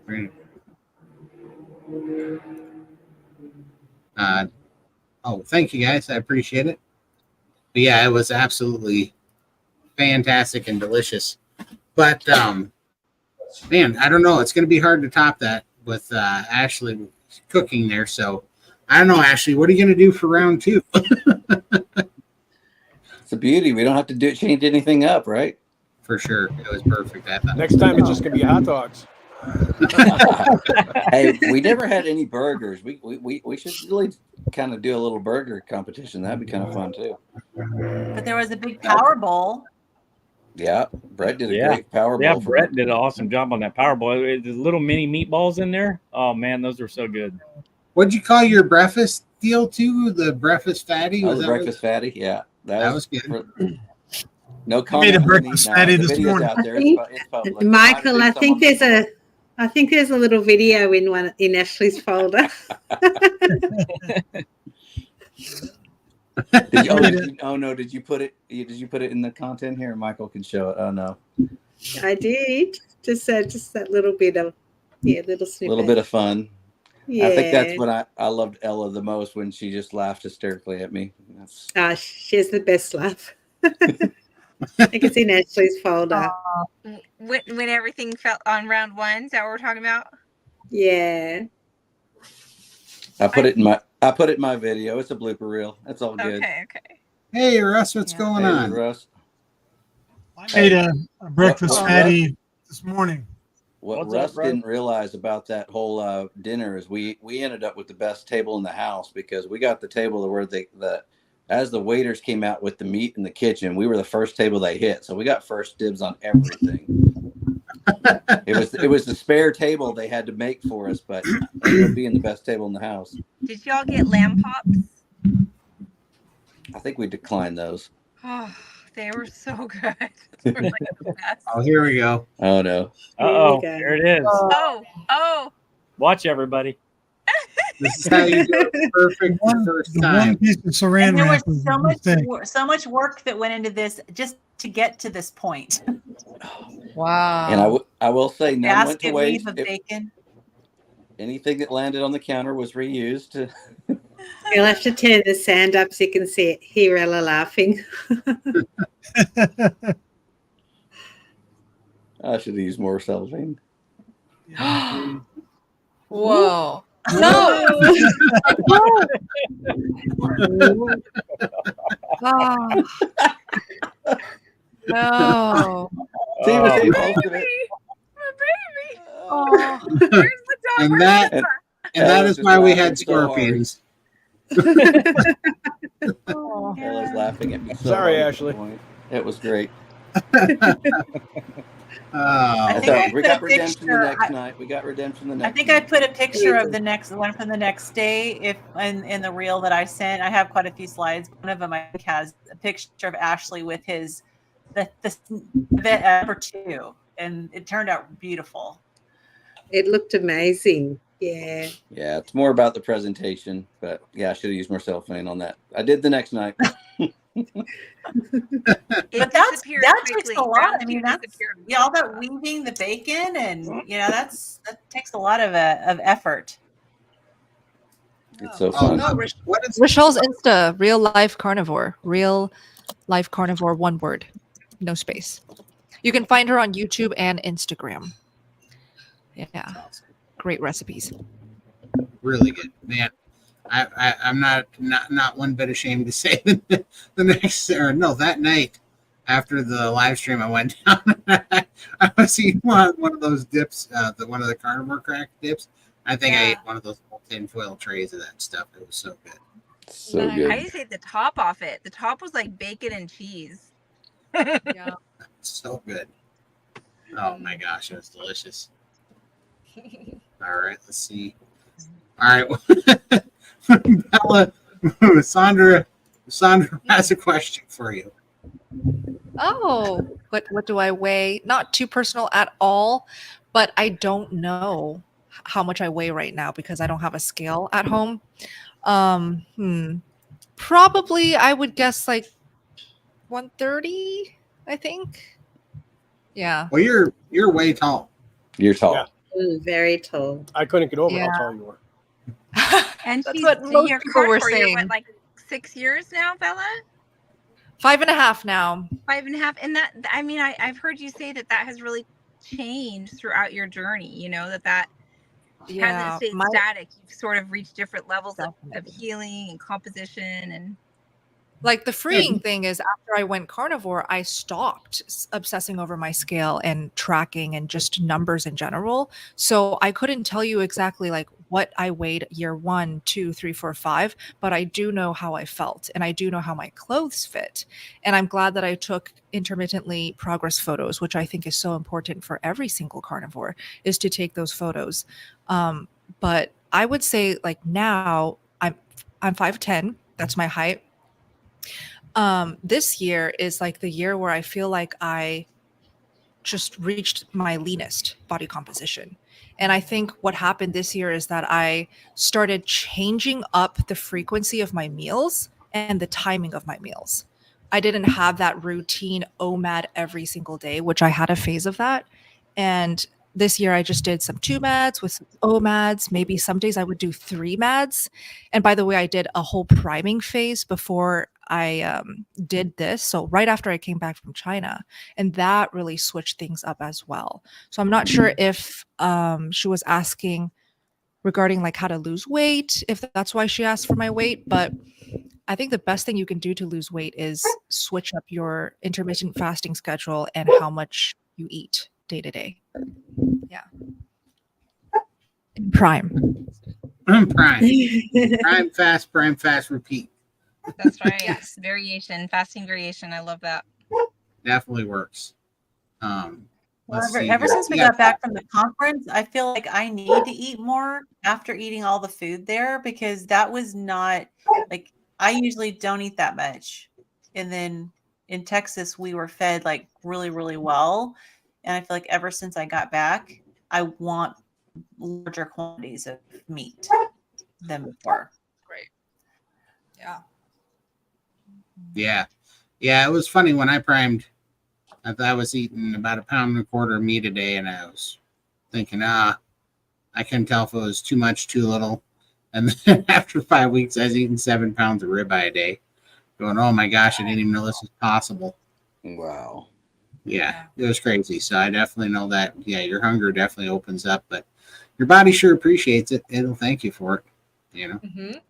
In the greatest Yeah, of I didn't ways. think it was possible to eat more than, I was doing maybe 1.5 pounds at the most a day and full and struggling. And I feel like that just being with all that food has definitely helped. I can definitely eat more now. For sure. Oh. Okay. Thank you, Sandra. So thin yet so energetic. The energy is definitely up there, and it's great. It's so great. That's like my favorite part of being carnivore. The mood is so high. Like I wake up feeling happy and I go to sleep feeling happy. So that's a nice bonus. Yeah. So good. Yeah, Being engaged to Max helps too. What's that? Being engaged to a guy like Max helps too. Oh, he really cool. appreciates these really nice comments. He's listening in, and he's too shy to join in, but That's another reason why she wakes up happy and sleep happy. Yeah, he is a sweetheart. He has a gift for making you feel special when he talks to you.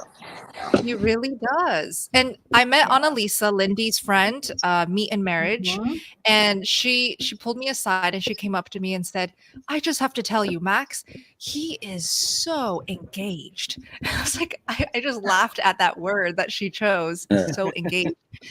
But he really is. When he talks to you, he's just in the moment and nowhere else. So it's really nice. I love him. For sure.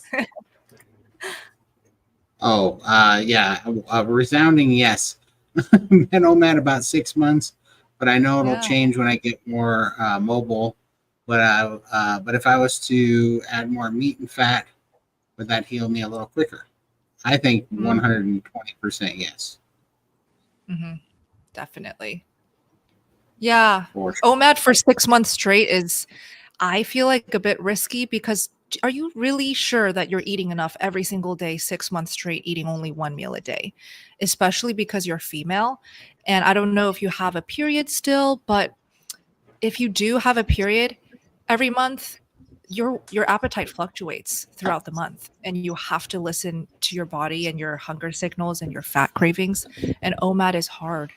She says that's what I'm thinking, Bella. Yeah, try to add more meals. Keep us posted. Isn't she in the community, Lindy? Yes, she is. Yes. Awesome. Yeah. Yeah. Okay.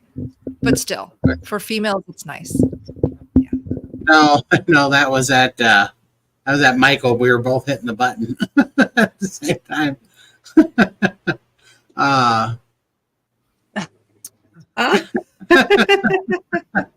Did you put up the shooting videos, Michael? Yeah, I've got a couple of shooting videos in the folder. I think There they're you under go. shooting. Yeah. Yeah. That was fun. It was my Oh. first time shooting. I'd never done that before. So I jammed the first bullet, which was, Max had to come to my rescue and jam the gun. But, after that, I just saw Ella. She was just so thrilled to be shooting. And I'm just like, oh, you can take all my rounds. And she was so nervous at the start. She was there, and the kickback on the gun, and you could just see the nerves. And by the end, she was like this little assassin kid. She was just absolutely loving it. There she is. Yeah. So this is a first round. Yeah, she was a little jumpy on this round. Plus, she was not wearing the right attire for some brats.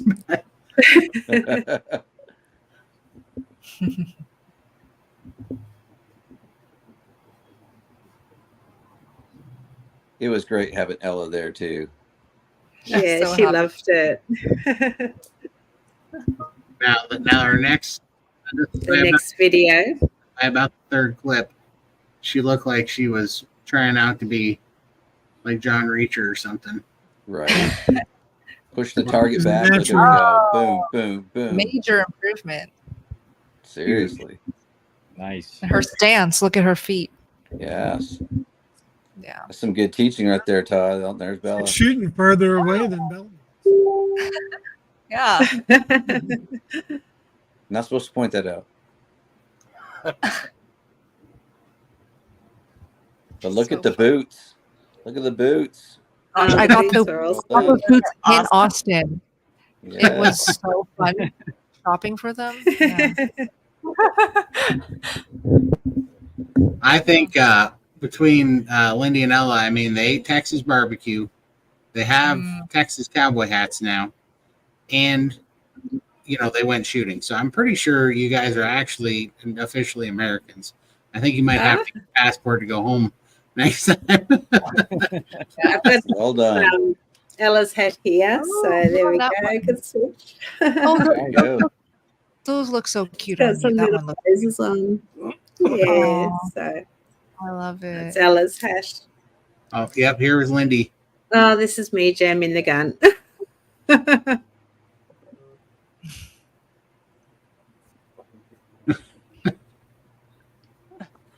That happens Aw. sometimes. Next to my rescue. I broke it. Yep. So cute. But I don't know. What do you guys think? I think that makes them pretty much honorary Americans by now. Yes. I think so. Without a doubt. So you trust me behind the wheel of your car? It's a rental, absolutely.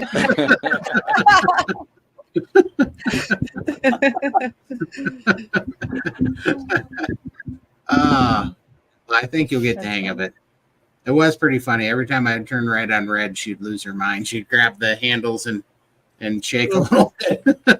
I actually sat in the back most of the time. I was like, Ella, you can sit in the front and watch the oncoming traffic.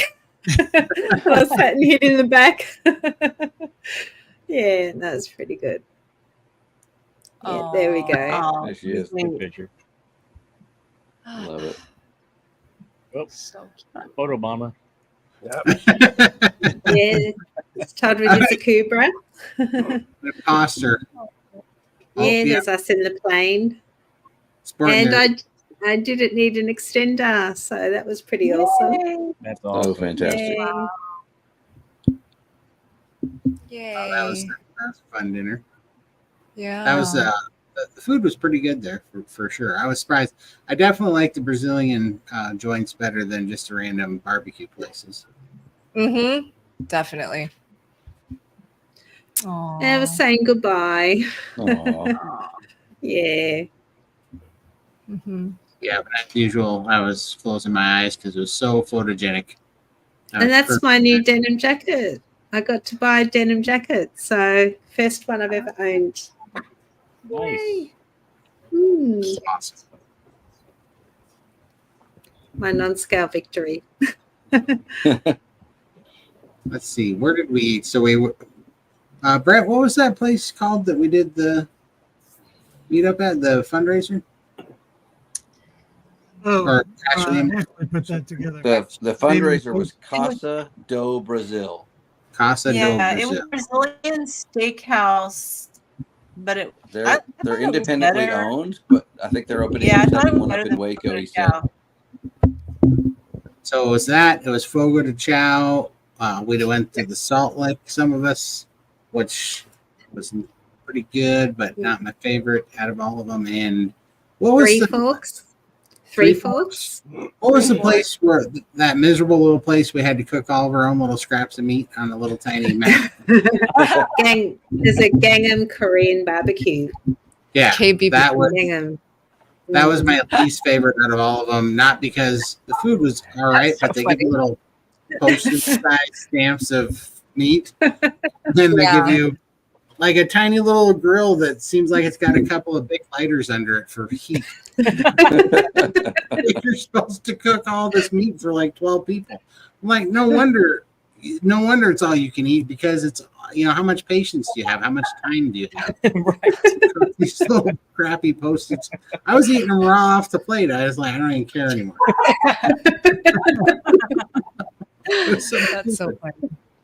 Oh my gosh. But by far, no joke, I'm not even 1 ounce joking. The best food in Texas was actually in bread. Oh, Um, hands down. yeah. Yeah. Yep, without a doubt. Yeah, it was so good. Hmm. Conference in Tennessee. Yeah, I'm that's looking the into low going. carb for better health that Dr. Barry's going to. That's on It's in August August. 23rd and 24th. Oh, Low August carb for 23rd better and health. I'm looking into going potentially. Oh. Same time as the Wyoming one. Yeah, same time as no. Ah, No, we will.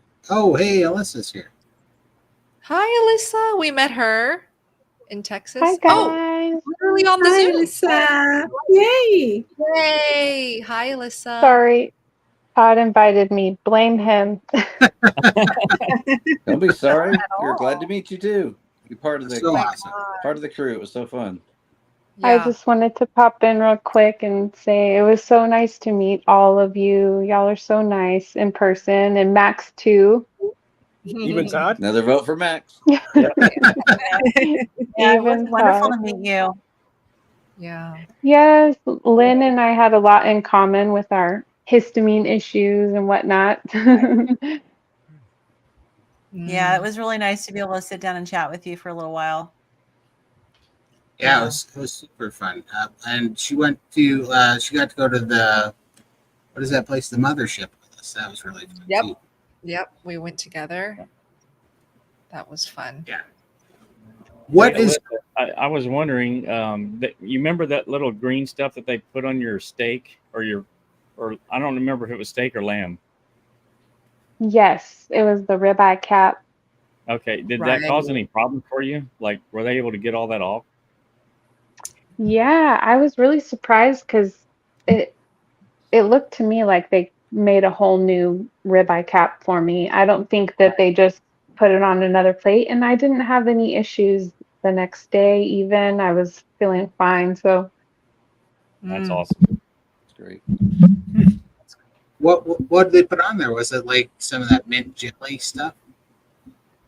I'm not sure what it was, but they just said, "Oh, it's just garnish." But I'm like, well, I'm super sensitive to it, and I was about to just go, "Oh well, I guess we'll see how I react." But then I can't remember if it was Bella or someone else who was like, "No, go ahead and send it back, just to be on the safe Yeah. side." Right. Yeah. Absolutely. Let's see. There we go. Sorry, can y'all say the name of the favorite restaurant y'all spoke? Yeah, it was Ashley's Food right here. Not a restaurant. Very restaurant. We cooked a lot at our carnivore camp. That was the on-site cooking that we did. Yeah. And my second favorite was actually the Brazilian barbecue. What did you say it was, Ashley? The one Casa do Brazil. That was really good too. I thought they were excellent. Yeah, I thought they were the second best. It was. Yeah, I'll put it I in was the in comment. Austin. There you Casa go. do Brazil. Yeah. Let's see there. But yeah, where like Alyssa, when you go to get barbecue in Texas, where's your favorite place to go? Oh man, it's hard. It's hard to say. There's a lot of little kind of like mom and pop type of shops and hole in the wall places that I just kind of grew up going to.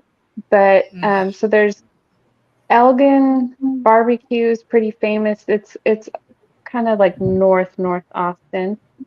And then there's another little place. It seems like a lot of hidden gems are right outside of the Austin city limits, but they're really famous. So there's the Salt Lick, and there's a place in Luling. Aw. There you are. Yeah, that's I'm Miss so Amy. yes, She's I'm so gorgeous, glad we Alyssa. got You're to get gorgeous. I don't know Yeah. why you don't turn on your camera. Beautiful, Really? Alyssa. So pretty. It's so lovely to meet you.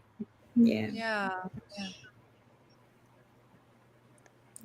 I'm just so grateful that you guys kind of took me in and as, a friend. And, I don't know. I kept asking myself, like, what have I done to deserve their friendship? Like, I'm just so grateful for the way you all just treated me so nice. And I'll never forget, the experience of getting to meet all of you, because you guys are like family. Mm-hmm. You showed up. You were there. You introduced yourself. It was so really great to meet you. Mm-hmm. Yeah, definitely. And you know what? That's the exact Part of the same thing band. that Lindy said too, is that she came and she felt like she was with family. And that was definitely the feel of being there. Yeah. Alyssa, you missed it at the beginning. We went around and everybody kind of said what their favorite part was. I think it was all pretty much unanimous about just getting to meet the people in person. And everybody felt like they were a good, tight, close-knit family for many, many years. And this was the first time we were meeting many people. So it was great. Yes. Also fun. Carnivores are real. The real deal. Yeah, and it wasn't like, everyone is exactly the same as they are on their channels. There was this question in my mind, is it going to be, okay, they're one person on YouTube and another person in real life? And that wasn't the case at all. It's like everybody was exactly the same. Yep. For sure. Let's see. Here's a good question. May I ask how long each of you have been carnivores? I'm going on just almost 19 months. How about you, Lindy? I'll be 2.5 years in 2 weeks. So, yeah. Hey. Congrats. 11 months today. 11 months today. Wow. Oh, yay, Michael. Nice. Bella. 5.5 years. Yay. Awesome. Wow. The OG. The OG. I celebrated my 1 year on May 29th, the day we arrived in Austin. Nice. Perfect. Ashley. I'm 16 months now. Yay. Nice. Brett. 15 months tomorrow. Wow. Congratulations. Adam. Oh, wow. 16 months, almost 17 months. That's awesome. Nice. Alyssa. Wow, I feel like a baby now. Just 8 months. That's good. Wow. That's awesome. 8 months is awesome. And Todd, how long you've been carnivore? Almost 19 months. Almost 19 Almost months. 19 months. Yeah. Nice. Yep. Coming up on it. Let's see. Just checking the chat here. Absolutely. Aww. Charlie's awesome. This is Charlie from the chat, Bella. Oh, Charlie. Oh. Yay. So awesome. Love Charlie. Yeah, Charlie's awesome too. But yeah, and just like Charlie and Alyssa, there's so many people in the SBG community and in the YouTube community that they're just awesome. Yeah. Every time they help in the chat, they're a huge pillar in the community. Seriously, yeah. Oh, that's Adrian from The Biggest Loser. Yeah, I was just on. We just recorded an interview together, but she gave me this.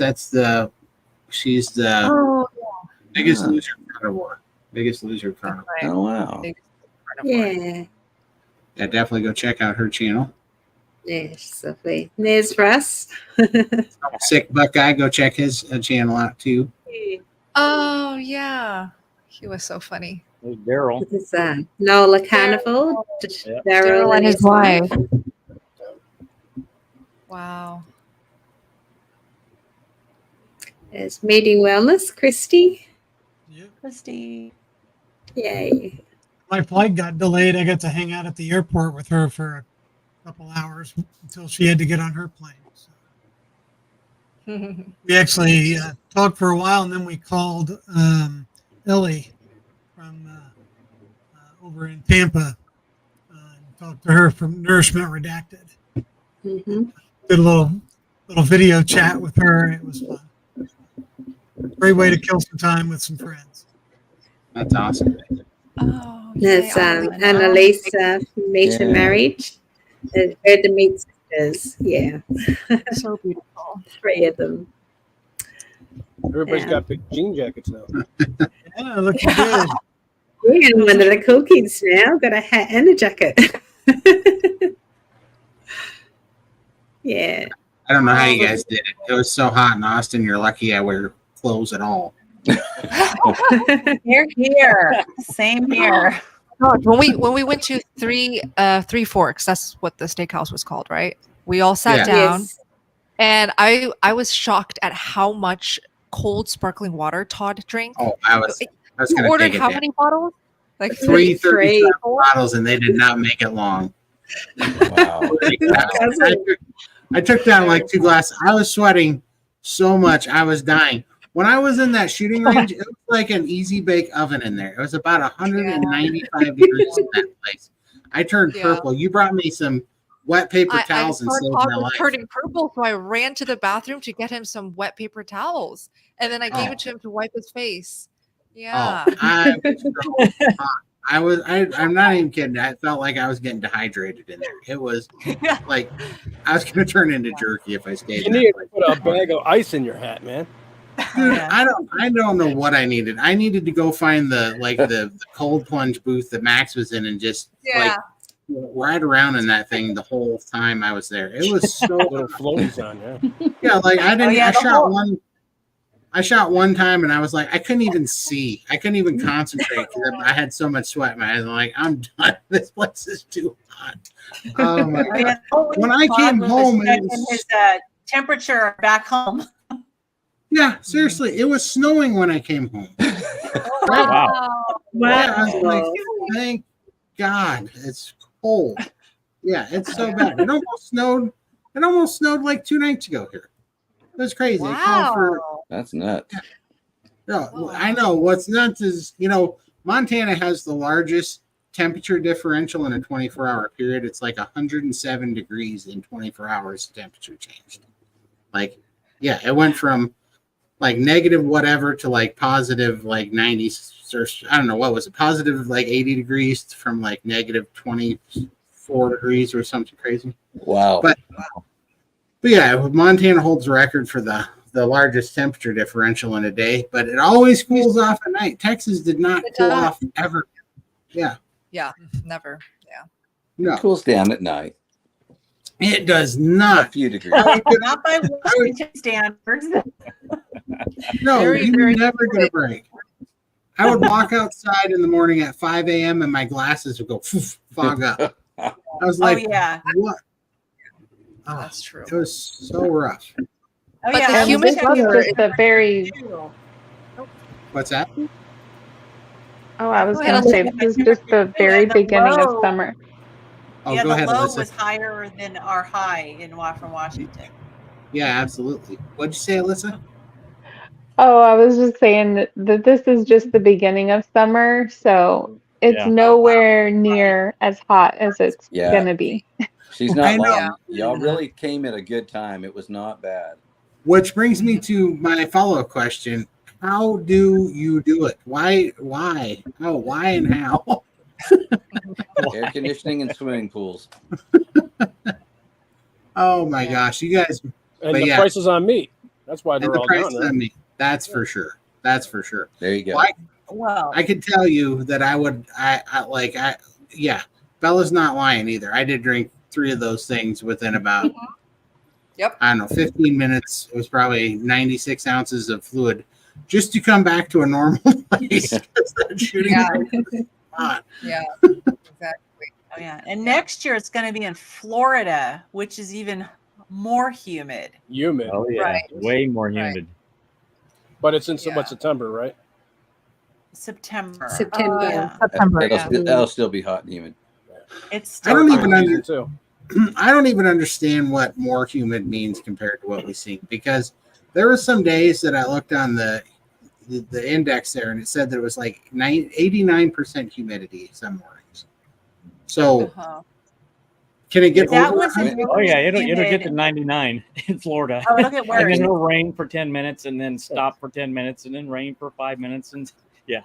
There's And when there's I've humidity. been in that Texas you for take a 24 years. shower, you take a shower, you dry all off, you get dressed, and then you step outside and you're drenched, Mhm. and you need to go shower again. Yep. That's I've been in Yeah. Texas for 24 years, and when I go to That's Florida, I'm Florida. like, oh, this is so crazy humid. Like I feel the difference. It's crazy different. Todd's Humidity not smiling. is. Yeah, he's looking forward to Carnivore Camp to number 2. No, I'm next year. going to work really hard to get another 100 pounds off so I can try to survive it, because I cannot. Oh, You got it. good Lord. You can do it. That was so Yeah. You got this. Oh, for sure. Oh. I think if all of you definitely go to next year to Austin. I live in Yucatan. Yeah. Yucatan? And actually, just like we just said, it's not going to be in Austin next year. So next year it's going to be September, Tampa, Florida. in Tampa. Mm-hmm. For sure. Yeah. There's Arlene. Oh. I remember seeing Bella in 2020 when I was learning about becoming low carb and becoming non-diabetic. Wow. Thank you for the support, Arlene and OG. Thank you. I appreciate it. Wow. That's awesome. Mm-hmm. Russ, that is 110% a fact. I was definitely leaking. That's from a leak. And I can tell you, if they wouldn't have had cold San Pellegrino on stat, that little dude kept coming over and bringing me like one bottle and a glass, and he was driving me nuts. I'm like, Yeah. bring me the bottles. Yeah. For all 3 at once. Yep. Exactly. Oh my gosh, that was so hot. June 22nd, 150 day on Carnivore. Love the people I met on chat groups. That's awesome. Hey, Yes. Sherry. Good job, Sherry. She's in the Chew the Fat. Yes. That's awesome. It does not cool down at night. Exactly, Beth. Exactly what I'm talking about. I was there. It's like I was lied to about 2 things. People told me it would cool down a little at night. It did not. People told me that the air conditioning would be so cold in the buildings that I would need a jacket. I was never cold once in the state of Texas for even a fraction of a second.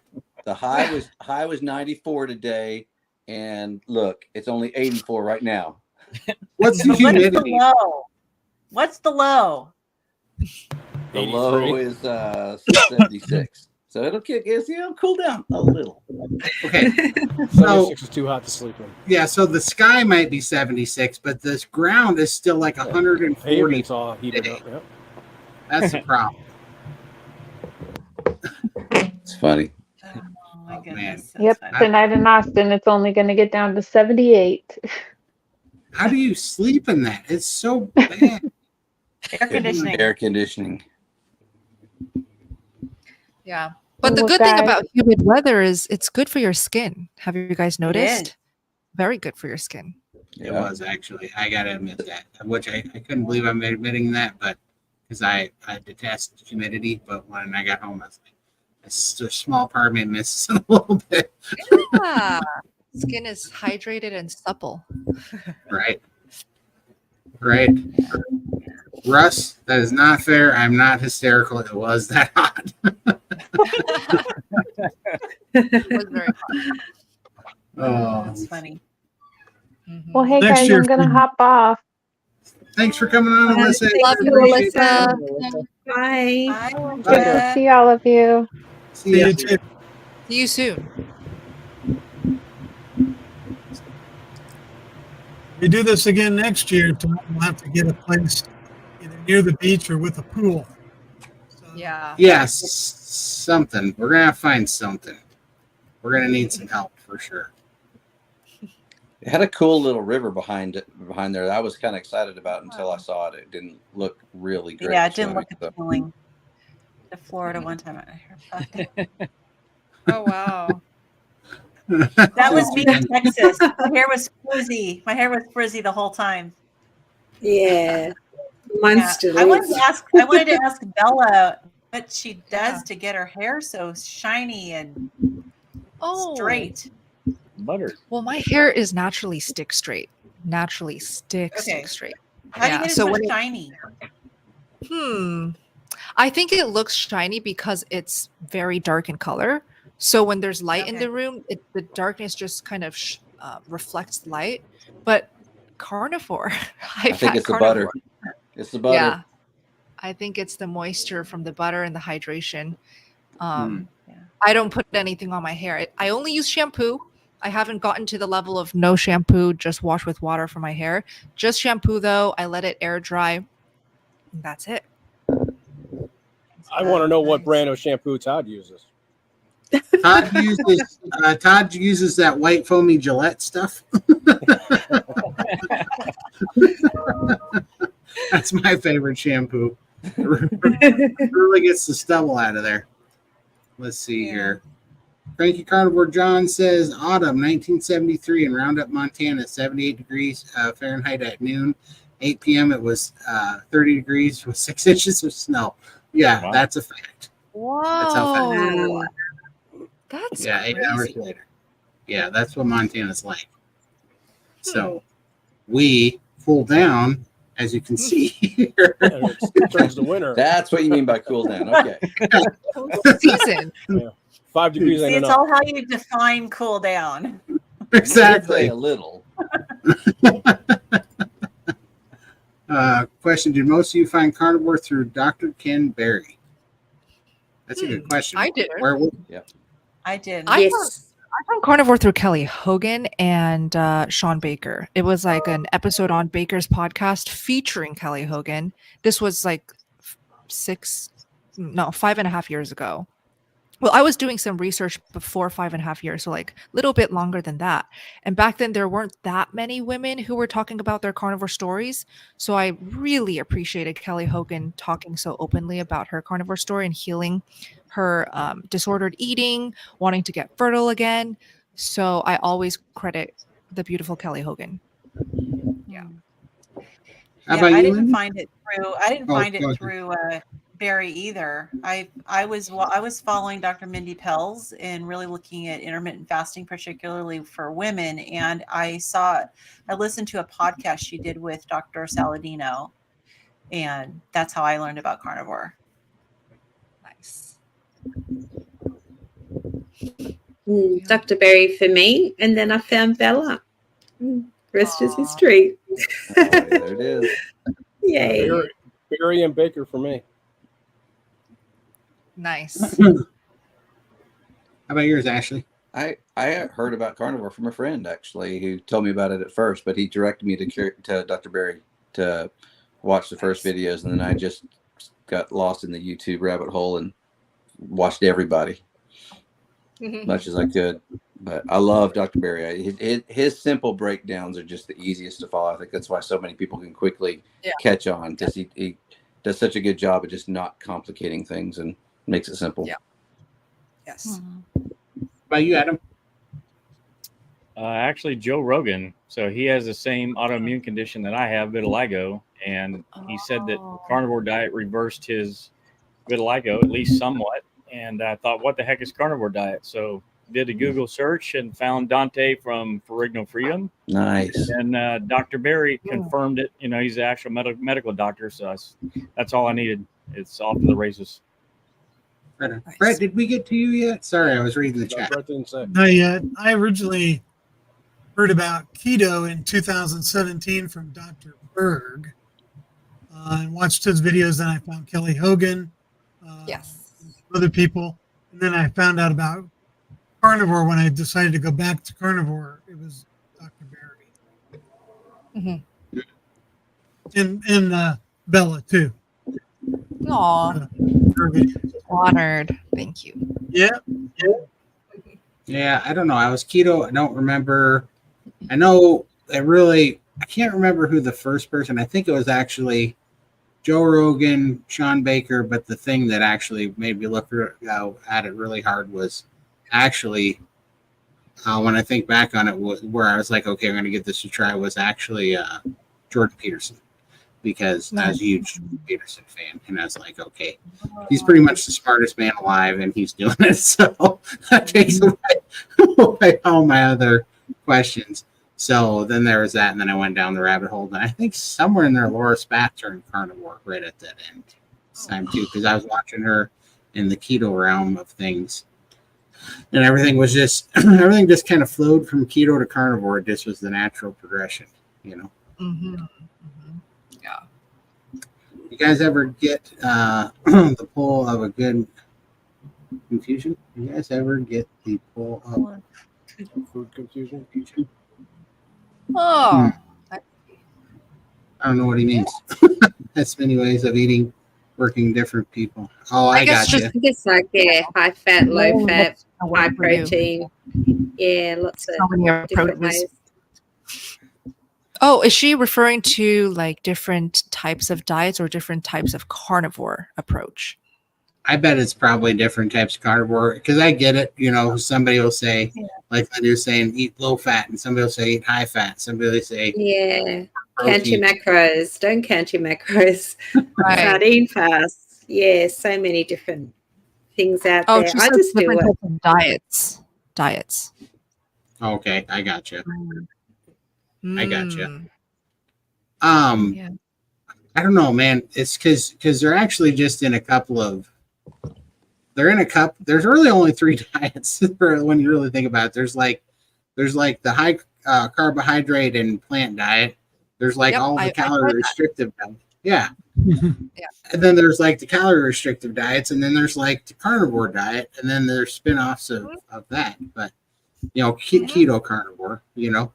So I don't know. There's really everything's just a weird little spin-off. But I can tell you this, that the priming and SPG that I learned, that was the most significant, even more so than carnivore, because I was doing carnivore. I was making things better, but I was making it worse, still carrying around the old ideology of undereating, you know, because I thought that was how you get healthy, was to restrict. So, yeah, I don't know. To me, it's very clear now.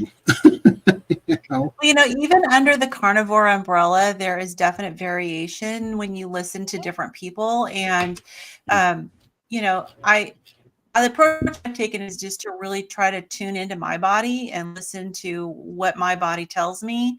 And that can take a little bit of practice, because I've had to be more like, you know, Michaela Peterson, doing the lion diet and being really, really restrictive, but I would never tell somebody else that that's what they need to do.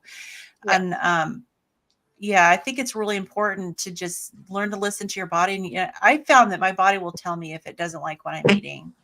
And if I'm not eating enough, I'm not necessarily going to have my stomach growling, but I may have a headache, or I may have cravings.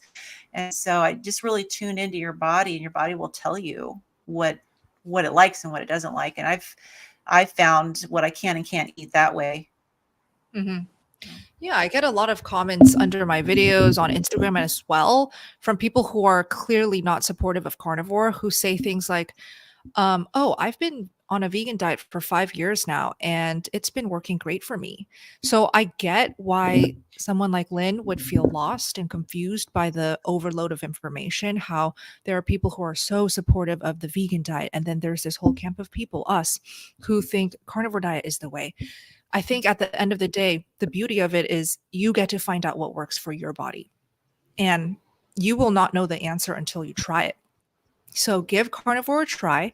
It may not work perfectly for you. Give animal-based a try. There's like this whole movement now of especially teenagers and young people who are loving animal-based. So I see there's a lot of people who will do better than on animal-based versus carnivore. So I think you won't know until you try it. I tried vegan diet for 6 years. Then I tried standard American diet. I fell onto carnivore now 5 years because it works the best for me.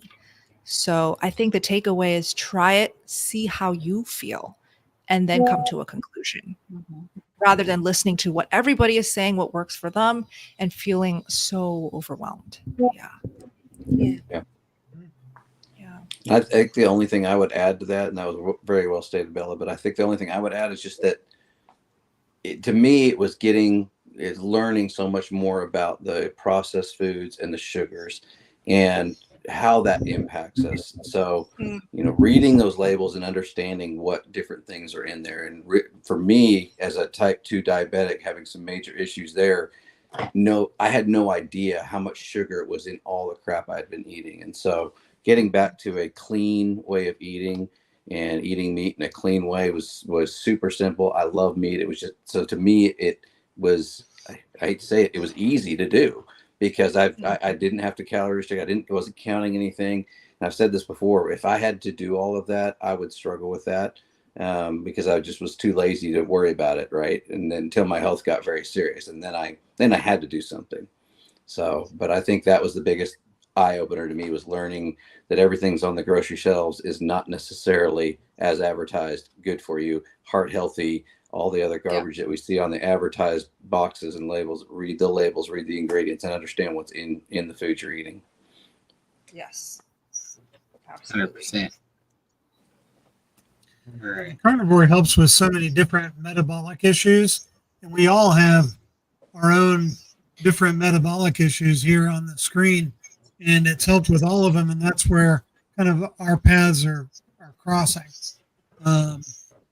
Because we've all found a certain amount of healing with our own issues by doing carnivore, and it's been working for us because it's an elimination diet. You get rid of things, and then you find out, what those things you've been eating or have been doing to you. And for me, it was getting over type 2 diabetes and high blood pressure. So, yeah, that's everything everyone said has been spot on. So, just try it. I didn't realize how many nutrients are actually in meat. And the more I've learned, the more I've realized that we can get everything we need out of animal products. And I didn't know that before. Because you hear about how there's nutrients in vegetables. I never knew there was actual anti-nutrients. That was something new. I didn't realize that there were things in vegetables that were actually bad for us.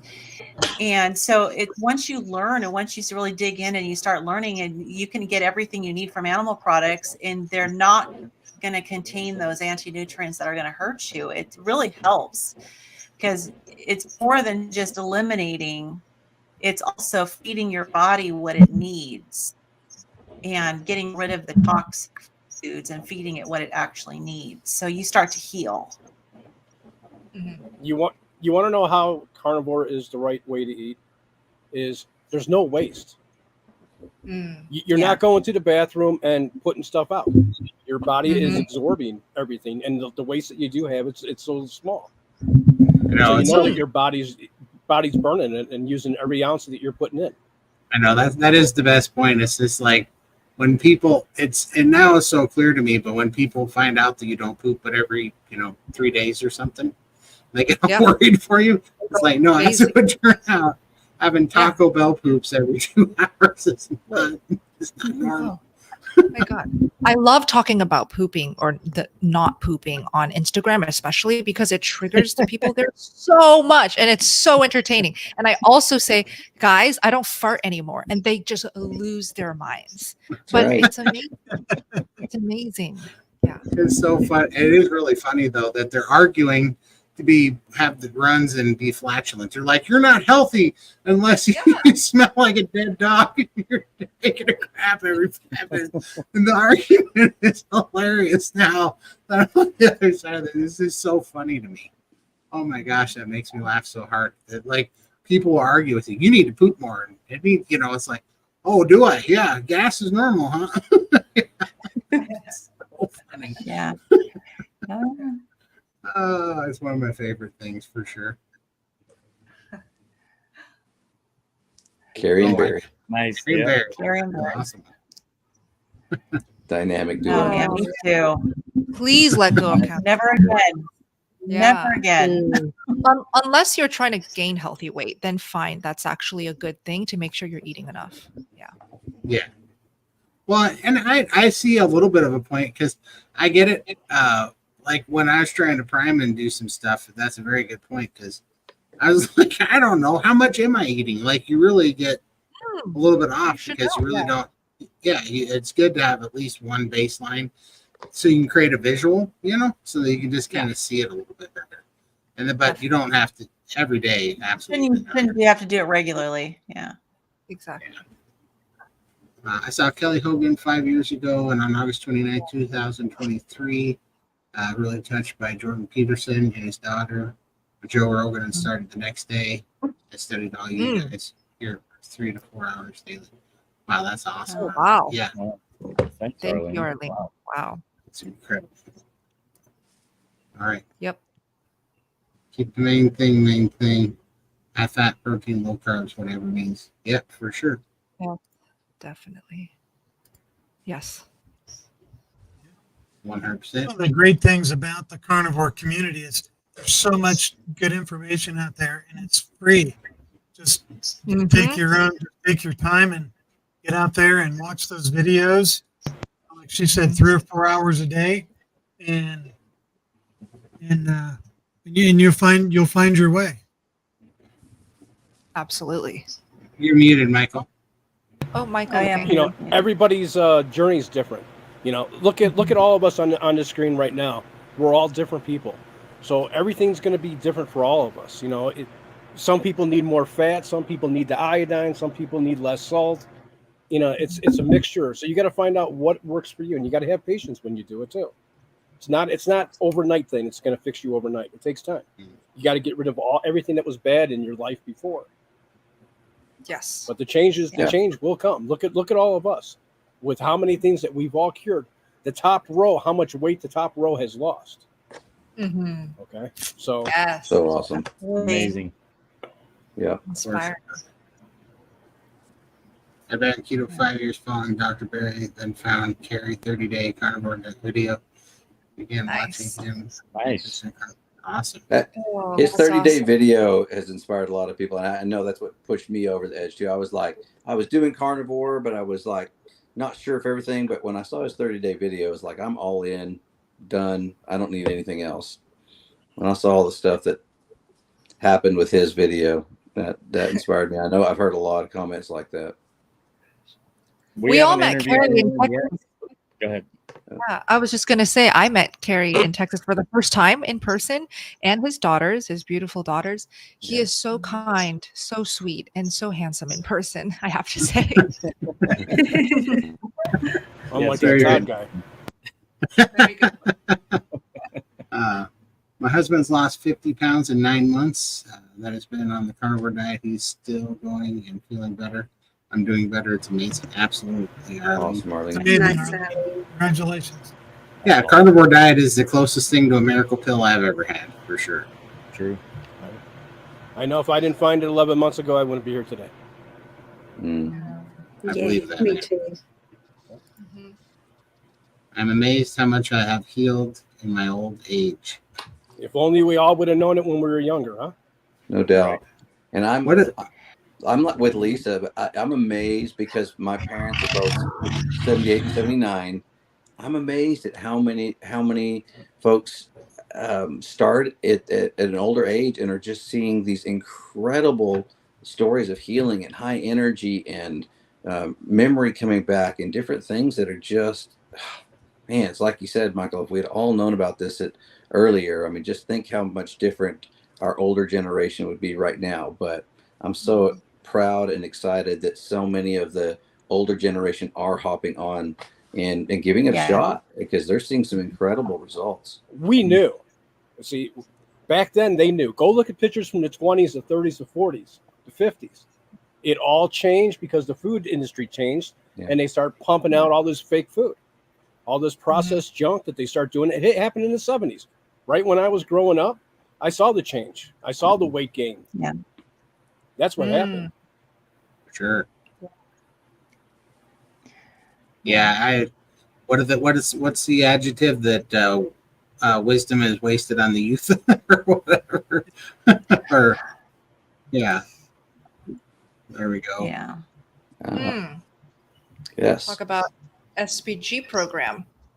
Well, we do monthly 30-day carnivore challenges in the Steak and Butter Gang. So SPG stands for Steak and Butter Gang. It is a carnivore community, but you don't have to be carnivore to join us. We have also ketovores in there, animal-based vegans who are lurking and just learning about carnivore as well. And you can join us anytime. Part of the program, a big part of it, is our priming and fasting protocol created by Coach Raymond and Coach Emily. But a new addition to our program that I feel like is absolutely amazing is Todd and Amy's daily open chat, also known as the Chew. And it's 6 hours every single day where you can hop on, hang out with the members, chat with Todd, chat with Amy, and just feel the power of this carnivore lifestyle. Because when you hear from real people, especially members in there, and not from a coach, not from me, not from a doctor, it is that much more inspiring because it's somebody that you can relate to, somebody who maybe has a similar story to you and they're healing the way that you want to. So I feel like that aspect that we brought in is so valuable, and kudos to you, Todd. Thank you. It's awesome. And that was, that was a group of people that were looking for a spot, and that was an awesome, it was awesome that SPG was there to host it and kind of find a spot for everybody. So thank you, Bella, for having us because it's been pretty awesome. Let's see here. Pam, as a new member of the Steak and Butter Gang, I'm just in my second week in the 30-day challenge. I'm going to be finishing up my priming and then starting in on the intermittent fasting portion. And I can tell you that it's worth every penny to try it. If you're looking for a path forward and guidance, you'll find everything you need there. The Chew live chat is very, very informative. There's people in there telling their stories and their experiences, and you'll draw so many parallels, so many common threads that you'll be able to relate to. For somebody who's starting off, the Steak and Butter Gang, I think. Aw, thank you so much, Brett. That means a lot. Absolutely. That's awesome. And everybody should go out. Anybody that's starting carnivore, you should really check out Steak and Butter Gang. I really do think it is the best support you can get for starting out by far. Let's see here. Adam, this one's for you.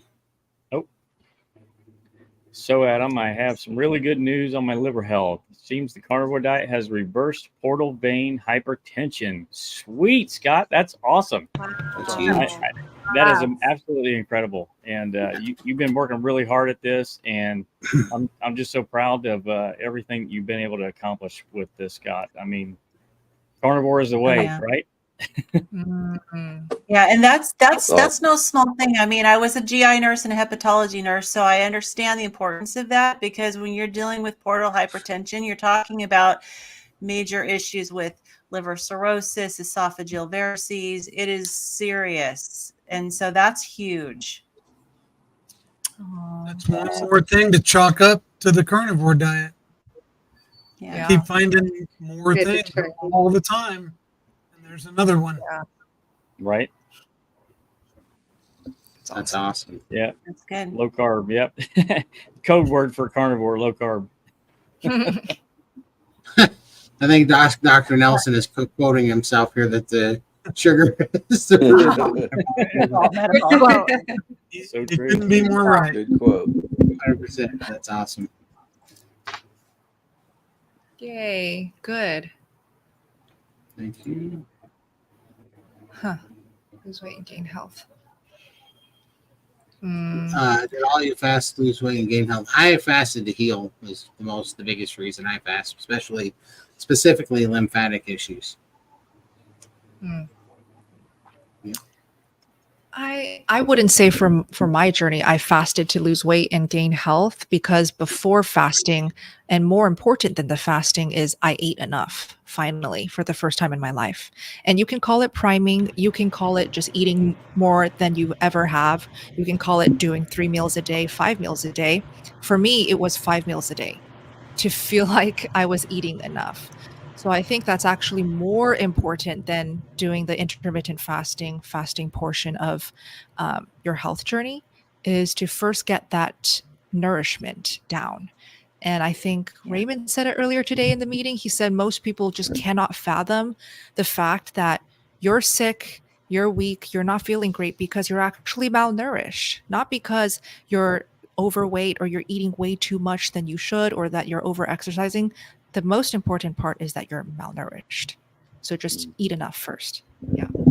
Yeah. And eat the right I did stuff. some intermittent fasting when I was doing keto years ago, and I really didn't see a whole lot of progress. It wasn't until I became carnivore and started eating the meat fat-based diet that I started to actually heal and lose weight and gain muscle, and I've gained bone according to my smart scale. And the only the fasting kind of comes with being really full. I mean, there's some days where you just automatically intermittent fast, and I haven't done any longer fast than that yet. But but it was really making sure you get the nourishment with the meat that was started me on the journey of healing and weight loss. Exactly.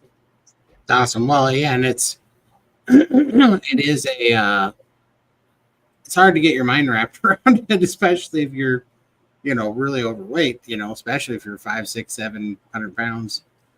Yes. And then you've seen doctors for 20 years, and they've been like, you gotta restrict calories. Let's cut your stomach out so you can get less food and less calories, right? And then I mean, it is kind of wacky to wrap your mind around. I gotta eat more. Right. But it truly is it was the magic pill, Yeah, more of the right food though. Yes. Yeah, That's for sure. That's the key. Yeah. Did all of you or no, we already did that one. Sorry. Next. I love the Chew the Fat. Thanks to Todd and Amy and Bella. I'd be lost how to heal and get my health back without this help. Speaking of Amy. There she is. Hey. Hi, Coach. Sherry was just singing your praise, actually. Yeah, look at the comment on the screen, Amy. Yay. Oh, thank you, Sherry. So awesome. That's wonderful. All right, so we've asked everybody, Amy, what was your favorite part of Texas? My favorite part.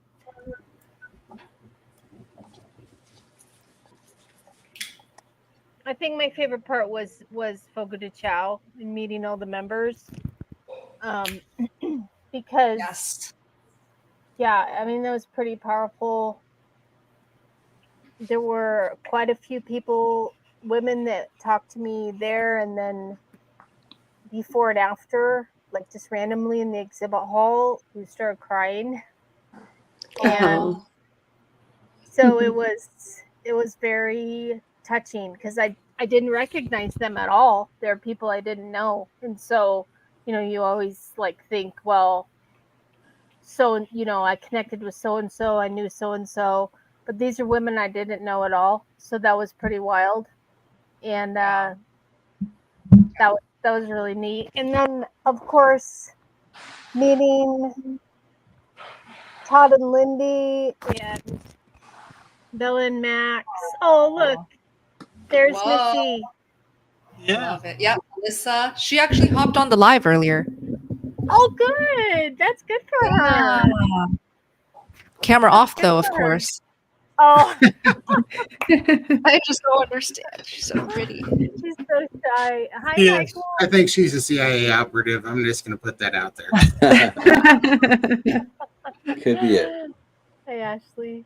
Hi. Hi, Brett. Hi, Adam. Amy. Hi, Amy. Lynn, how are you? Hi, great. Good. What have you guys been talking about? Well, we were talking about you behind your back, and now you're here. So We're all quiet now.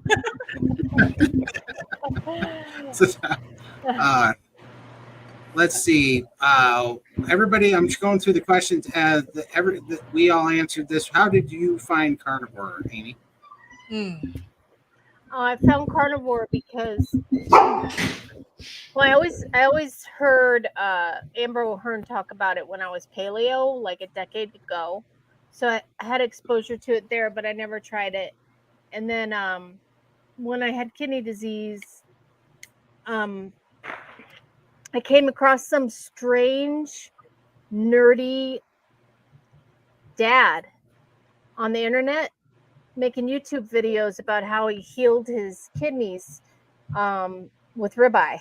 And he's like an accountant. I mean, just like you knew it was real because he wasn't some kind of showboater or wannabe influencer. And I was like, that's weird. You know, he healed his kidneys with ribeye. And then I found some other crazy person, Cole Robinson, and then another guy healing kidneys with fasting. So I researched both of those, and I ended up giving it a shot. I was miserable. I ate the ribeyes and fasted, but it was all white knuckling.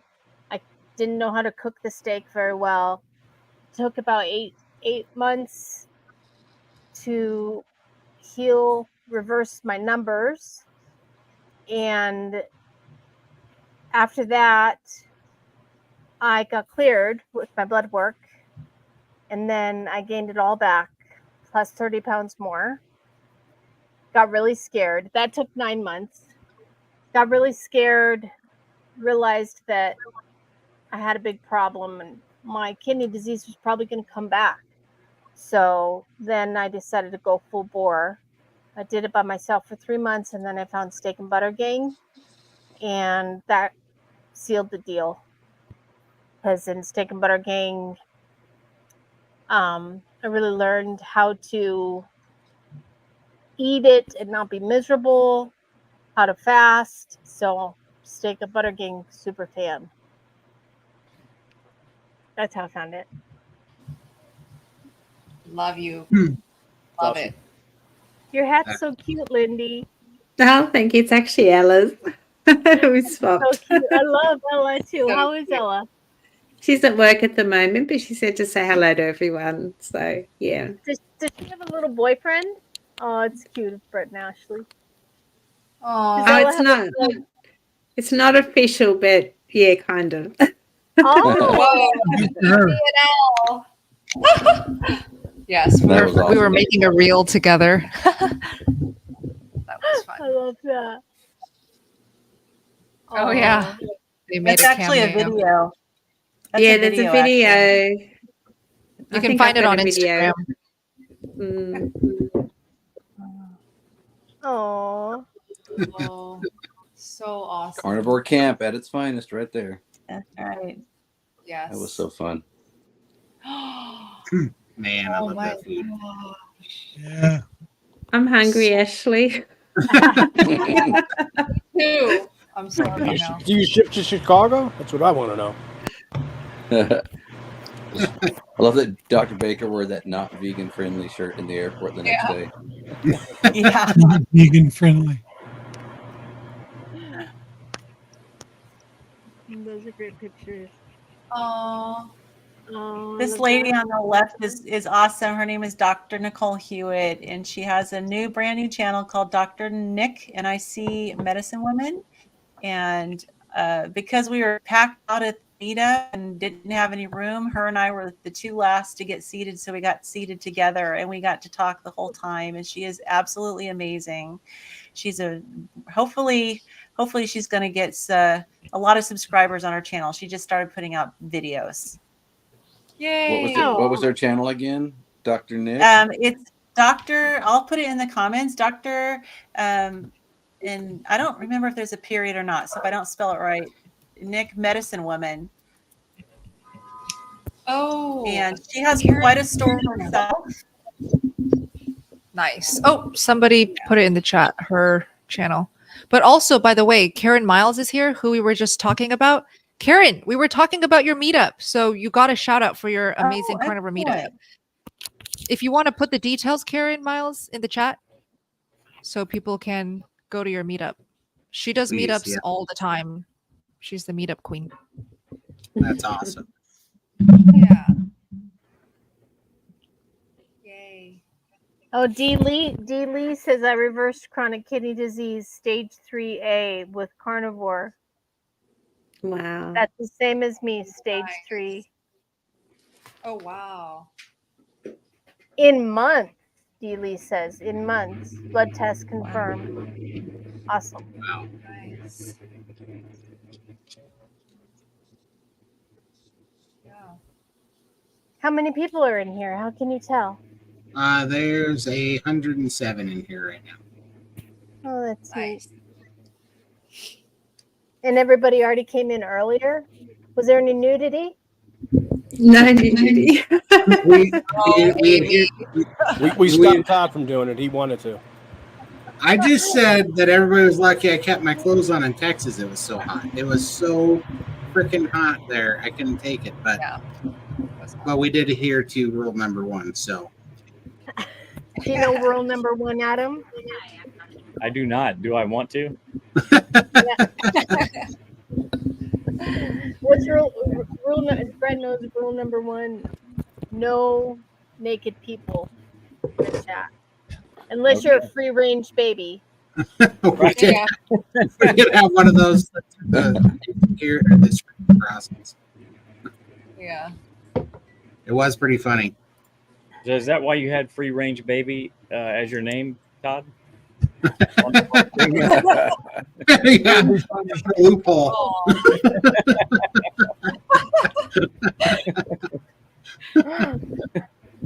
Question: do all of you eat eggs? In a big way, yes.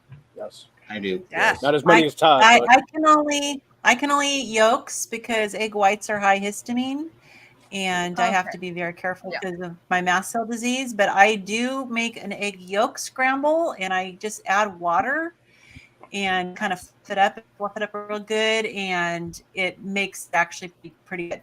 So Nice. Love it. I want to say congratulations here. 24 weeks, carnivore, 82 pounds gone as of today. The photos tell the story in their own way. awesome. Wow. awesome. Congrats. That's great. Congratulations. Let's see here. 82 pounds in 24 weeks. Great. It's less than 6 months. that's amazing. a lot. Easy. So good. That's Good great. job. Oh, Congratulations. yes.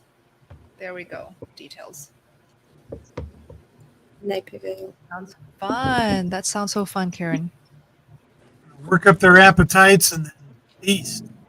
Exactly. Perfect.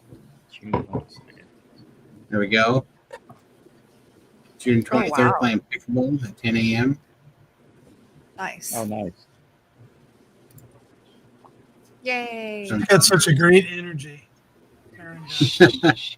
The most energy. I can't believe it. Yeah. Something tells me that Todd would play pickleball with a tomahawk. And a real pickle. 100%. I think we just created a sport right there, Michael. Yeah. Yeah. I want to watch Todd and Michael play. Well, the winner gets to eat the tomahawks. The loser has to eat the pickle. My racket keeps getting smaller. I don't know why. Oh, tomahawk ball. Take a bite every time you take a bite. Yeah. Ella would be good at that too. I saw her chewing that tomahawk in her video. Oh, yeah. Oh, it's the best. Oh, you just got an invitation, Bella. Oh, yeah. She invited me personally. I appreciate it, Karen, but we do not want to do push-ups with you. She forces us to do push-ups in front of her. She's a coach. Next time we'll come. Love you, Karen.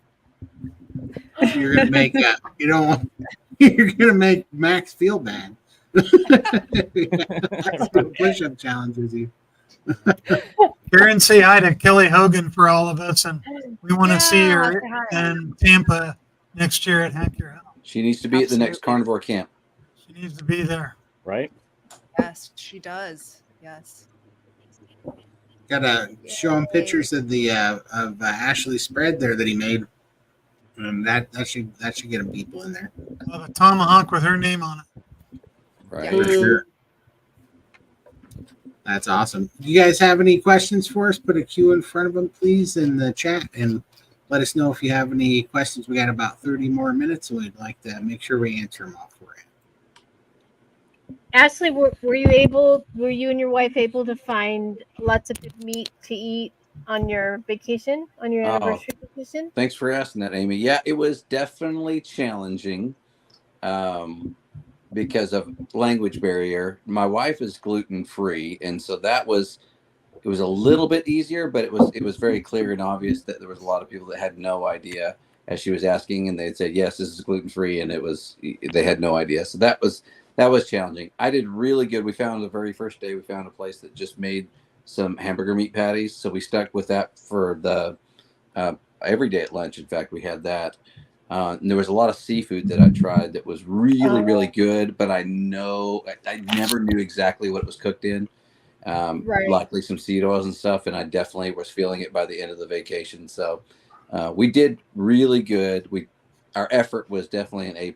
It was just sometimes the language barrier got us, and they just couldn't really tell us what was cooked in. But we had the omelets, and we asked them to go get butter, and they went and got butter, and they made it in the butter, and it was really good. And then all of a sudden, right at the very end, they toss a cup of oil on it or something, right? And you're like, no, but no, it was good pretty much for the most part. We did really well with it. Awesome. But it was challenging. All you can eat places like that are complicated because you don't really know how things are prepared. But then on top of that, the language barrier was difficult too. So, we made the best. Yeah, that's what you got to do. Mm-hmm. That's awesome. Thanks for how many years married? 23 years was our. Wow. Awesome. So, Congrats. Yeah. Adam, are you married? I am. Yeah. Yep. And is your wife carnivore? She is not. She's not. My husband's not either, but he tries. Right. She eats a lot more meat than she did before, but that's right. She's not 100% carnivore. So one of these days it'll happen. Same here. Yeah. Yep. Keep working on her. Yeah. Max is not full carnivore either. And in fact, when we were in Texas, he was eating straight up carbs in front of Anthony. And Anthony was just saying, you're such a loser for eating carbs. That's funny. So called out. Yeah. Ever since we got from Texas, since my husband was able to be around everybody, and of course he's carnivore with me, but he kind of cheats a little bit too. He now says WWCD, which is what would Chafee do? Nah. That's his mantra now. Totally. That's funny. Yeah. Yeah. So when he sees something that he would be tempted to eat, he's now going WWCD. That's funny. That is the best steak I've ever had. That steak that I ate, so good. So it was fantastic. Brett and Ashley made really good. He made so many of them. Which one was it? I know it's all of them. All of it. All of it. All of them were legitimately my favorite. Karen asked, how many did you have in your first coaching group, Bella? Love you, Karen. I know why she asked that, because she was one of the first in that first ever coaching group. She was one of the members. So Karen is the ultimate OG. She has been in the gang since day one for 5 years now, and she still shows up to the meetings. It's amazing. And we had 10 in the first ever group. That's awesome. That's awesome. What was it called? Bella's Babes? Yes, it was. Bella's babe. It was all girls, and now we have a lot of gentlemen now. So, yeah. How did you do you deal with oxalate dumping? Adam, I'm sure you had oxalate dumping. I did. Yeah, it wasn't actually that fun because I didn't know what was happening, and I didn't know about oxalate dumping at the time. So it started as it was basically the size of a baseball at the bottom of my back, and then it started to work its way up my back, and then it split at the shoulder blades. Wow. Came up and over the top, and this is over a period of months. Came up and over the top, and then combined itself in the front again, and then went down towards my belly button, and then it finally went away. It was the weirdest thing ever. Wow. Wait a minute. It sounds You sure like that wasn't an alien? I think it was. I was just gonna say you got bit by a radioactive spider and you were turned into a spider. It was. I named it Yeah, Todd. wasn't there a movie about that? Right. But yeah, it was. It wasn't like really super painful, but it was annoying to the point where I had to research, what's going on. And then I found Sally Norton, and I was like, oh, it's probably just oxalates, and I'll do the same thing I've always done, which is not go to the doctor, which might not be smart, but it finally went away after about probably 3 or 4 months. Wow. Wow. Yeah. It's awesome. Dr. Chafee definitely tells it like it is. It really does. Any helpful hints on starting over on Carnivore after a year break? I'm back on, but it's harder this time. Well, you did it before. What do you say, Coach? Well, that's what happened to me. Is I started over after I had healed my kidney disease, and it wasn't a year, but it was almost 9 months. And so I used bridges and crutches. I had tried to restart Carnivore so many times in between when I got my kidney numbers better and that time, and I couldn't do it. I could not keep it going. So I decided to change a few things, and it worked.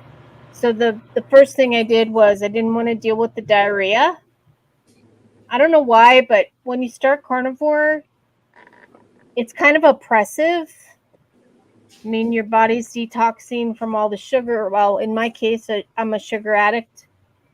And so I was withdrawing from sugar.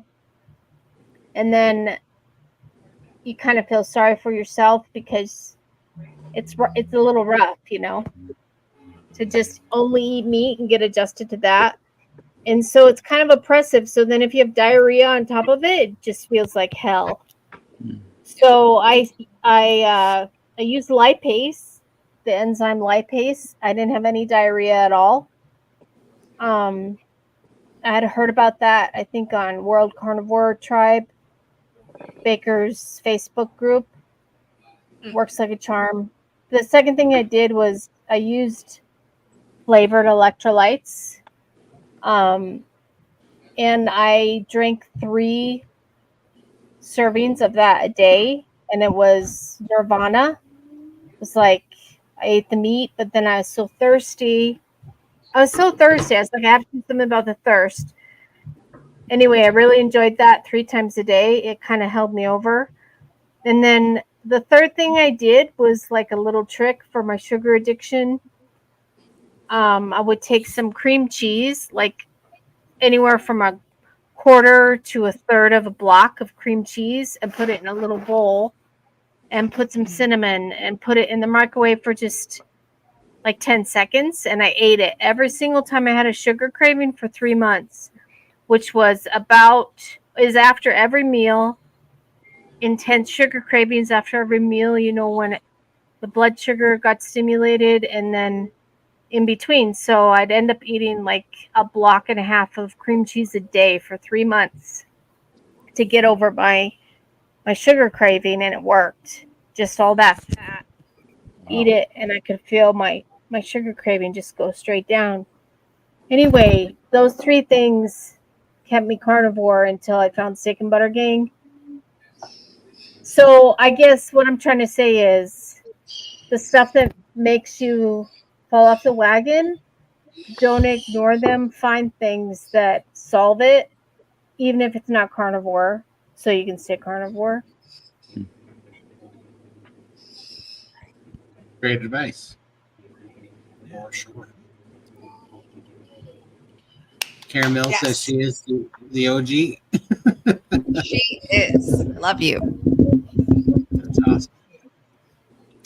I had oxalate dumping too brutal. Doctor. I did go to the doctor and they had no idea what they were talking about. Shocking.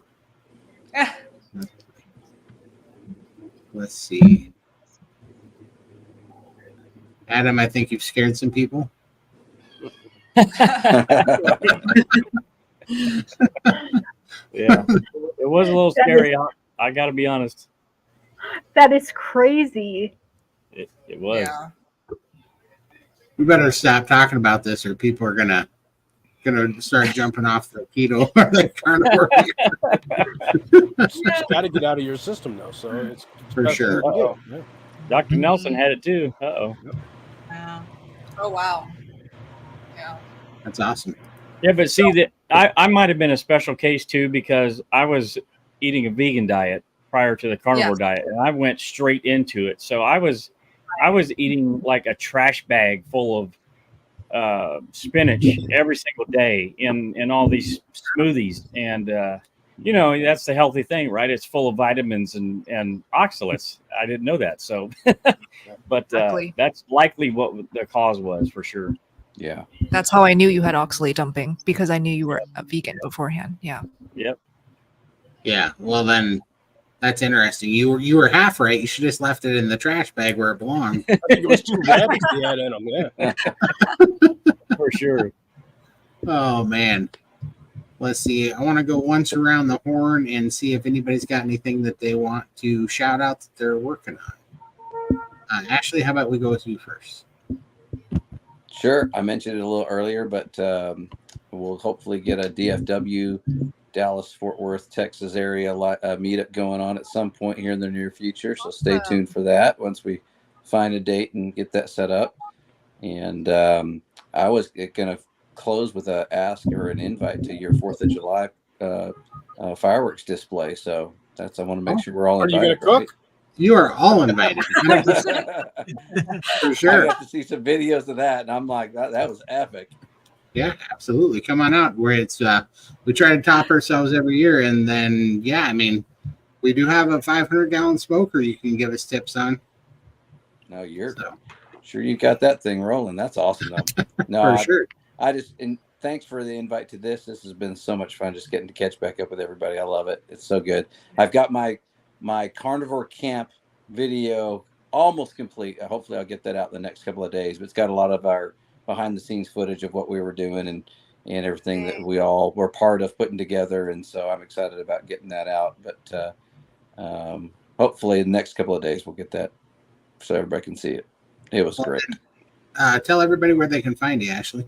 Yeah, sure. My channel is called the Carnivore Brothers, and I'm on there usually with my brother Rhett, who's up in the Ridgefield, Washington area, and we just started this carnivore journey together. So we did the channel just to document our stories, but we still live a long ways away. So a lot of it's individual, but we love to get together on live streams and cook meats with each other and competitions with each other and whatever we can do. So, but it's just been fun. So he wishes he could have been as part of that in Austin too. That's for sure. He missed out. He might be coming down to Wyoming, right? Trying to talk him into it. Yeah, I think he's checking to see if he's going to be able to get that to work. That would be awesome. So That's awesome. I'll make sure I keep you guys posted if he does. That's awesome. Nice. Right on. Absolutely. Deb Olson, there we go. First person going. First RSVP right there. Right, there you go. All right, Adam, what do you got? What are you up to? You're not doing anything interesting, like I don't know, maybe a documentary or something, Right, yeah. It's a very daunting task, especially after sort of the aftermath of all the footage that we took at Hack Your Health. It was absolutely an incredible and amazing time that we had there. 14 interviews, and now we have a total of 26 interviews that we have completed for the documentary. It doesn't seem like there's any end in sight. So, I'm really excited for what we're going to be able to put together for the first segment of what we need to have done in terms of editing, which is the Angel Studios Torch. So it's going to be sort of like a 8 to 10 minute long version of the documentary. So we're getting that put together now with the editor, and he has all the footage and everything that he needs. We're just waiting on you, John. And, so we got that going. Like I said before, we're going to try to make a stop in Riverton on our way to Alaska to film Bill for his 1 year update. So we've got that potentially coming up. Carrie was asked to speak at a carnivore conference in Adelaide, Australia. So it's potential that I might be going along with him as well. And then hopefully we can then meet up with Lindy and film her in Australia. That would be really cool. So especially get her on a rebounder and doing her thing and interacting with her bird and the koalas and everything else. Watch out, I hear they poop. Right. Yeah, 200 times a day. No joke. Yeah. I think you can pack Ashley to come and cook for us. Yeah, absolutely. Let's go, Ashley. I'm in. Wow. Ashley, what temperature do you smoke kangaroo at? That's a good I'll have a question. smoker by then. So, yeah, I'm going to Yeah, need Lindy. some lessons. Lindy, you warned me against eating kangaroo, so I don't think I'm going to do that. It's very lean, they say. I haven't eaten it, and I won't eat Skippy. So, yeah. Skippy. Anyways, that's what we've got going on. I started rambling there a little bit. So, yep, looking forward to it. I have two questions. One, what do you do with all your spare time? I write love notes to Todd. Confirmed. And two, where can everybody find you? Carnivore Today, YouTube, Instagram, all the socials. You can find me there. Facebook seems to be going really well with Carnivore Today, but Healing Humanity Movie is our YouTube channel. And if you want to check out the documentary project, go to healinghumanity.movie and check out what we got going there. We have a new team page there. We're still adding a few others. We need to get Ashley on there. We need to get Brett on there, and I think Ollie is another one. She was a latecomer with getting some information to us, but and then we have the experts page. Lynn has been working really, really hard on all of the health topic pages, so that should be coming soon. I believe Lindy has got sort of a makeover, facelift, if you will, coming in the near future. So yeah, it's really a group effort by everybody, and we can't thank everybody enough for everything that they're doing for us. And it's a blessing to just be a part of it. So Yeah, totally agree. And speaking of, there we go for sure. Speaking of Lynn, what are you up to? What do you want to put out there for the people? Well, I mean, I think a lot of my time is focused on what I'm helping with behind the scenes with Healing Humanity, with the documentary. Adam keeps adding more and more to my plate. Sorry. But that's a good thing. No, it's all right. It's all right. It's great. So, a lot of it's behind the scenes work there, and, still reviewing the hundreds and hundreds of applicants that we, receive videos on, and working now, collaborating with Lindy on this fitness challenge. That's kind of a fun thing. And then, trying to put videos out on my own channel in the meantime too. Perfect. And what channel is that, and where can they find you? So my channel is Midlife Carnivore, And I have an Instagram under the same name, which sadly I'm not very active on, but you can DM me there. Or if you want to reach out to me, I am through my channel, it's midlifecarnivore@gmail.com. Or if it's related to Healing Humanity, I have Lynn at healinghumanity.movie. That's awesome. And Brett, you got some exciting stuff coming up, I know. What do you got going? Yeah. Well, I'm also trying to work on getting my video out from Pack Your Health and the weekend we spent there. But I'm having a meetup, my second meetup here on the north side of Indianapolis. It's going to be August 4th. It's at beautiful Morse Reservoir.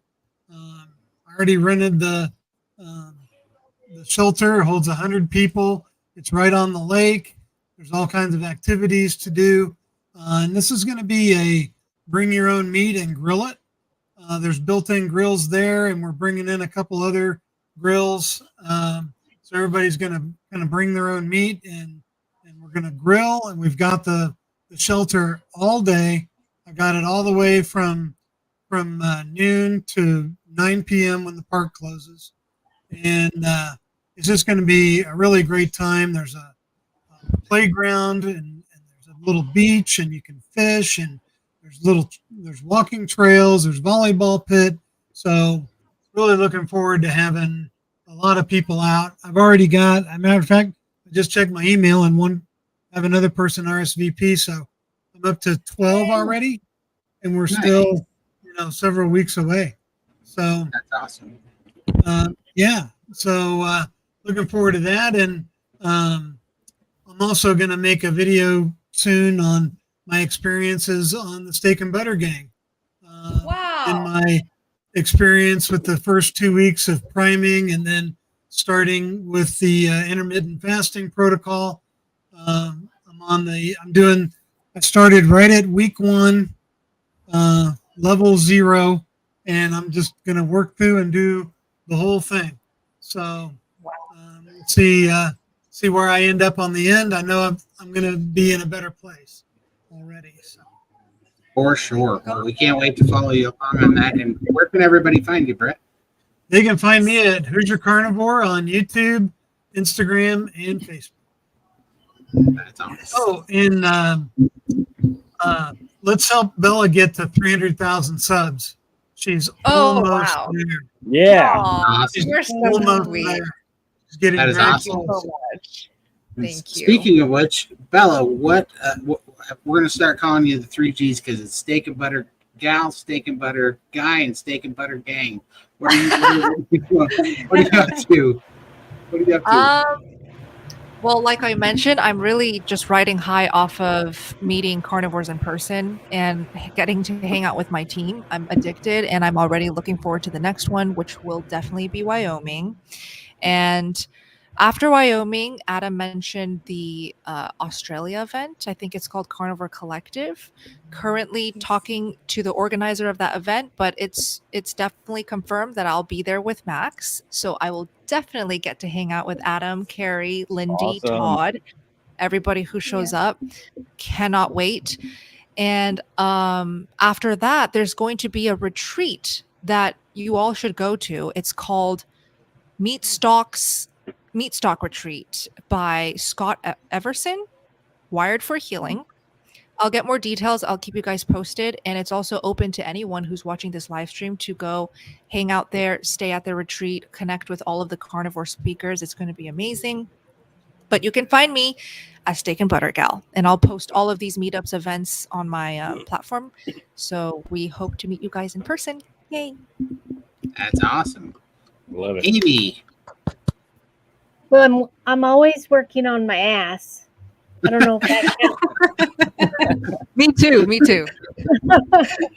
But I'm also working on using this thing called exposure therapy to help people learn how to not fall off the wagon, and to do it now while they're enthused about carnivore and not in a year and a half after they lost all their weight.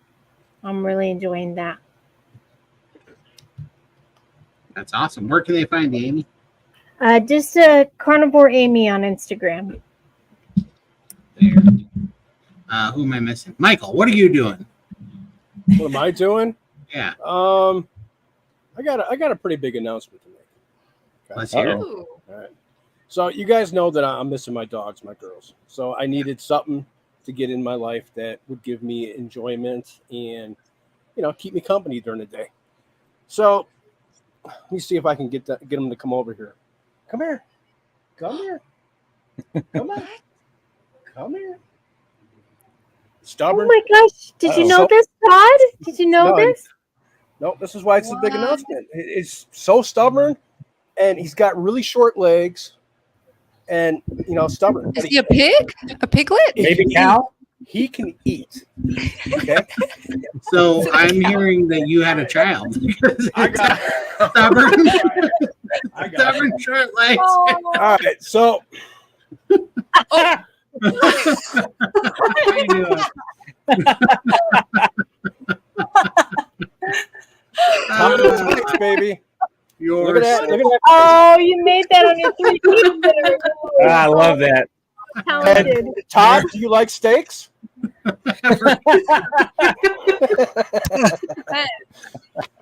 Oh my!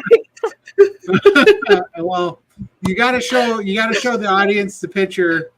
Yeah, you gotta show it. You got to show the picture that you made now, so that everybody knows the lifelike representation you made.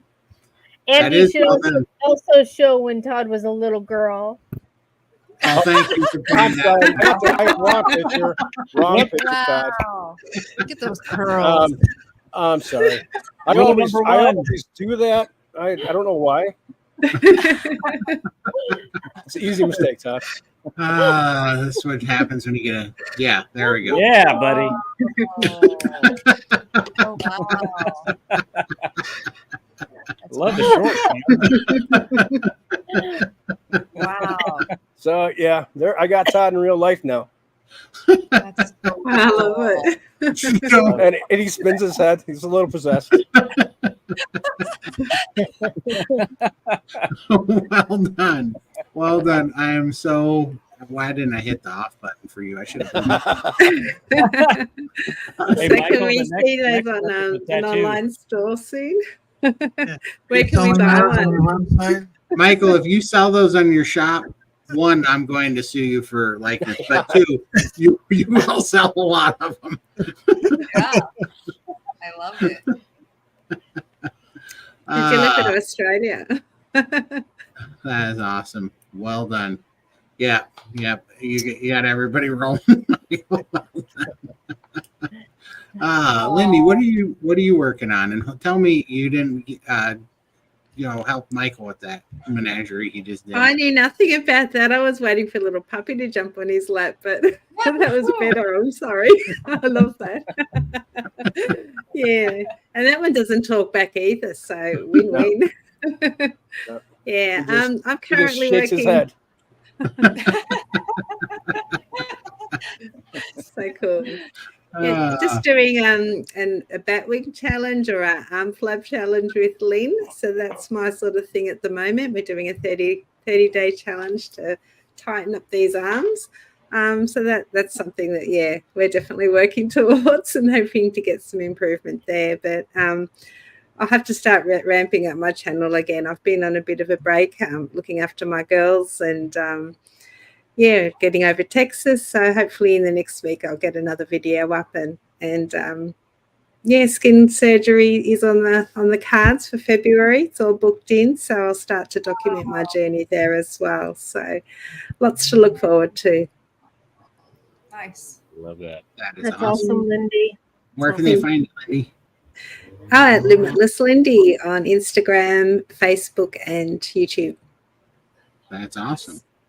Man, thank you guys for coming. This has been fantastic. It's been such a this 3 hours just flew right by today, and it was so fun. And what seeing all this, all you guys is just like I can't wait till the next meetup. Yes. No, miss you all so much. Yeah, Oh, can't wait. For it's the sure. best time. Soon. very Coming, soon. Michael?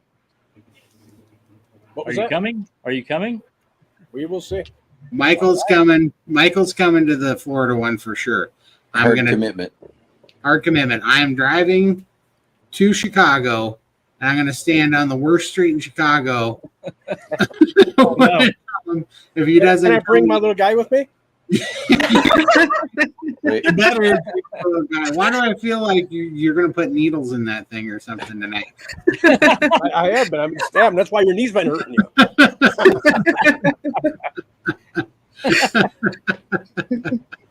That's awesome.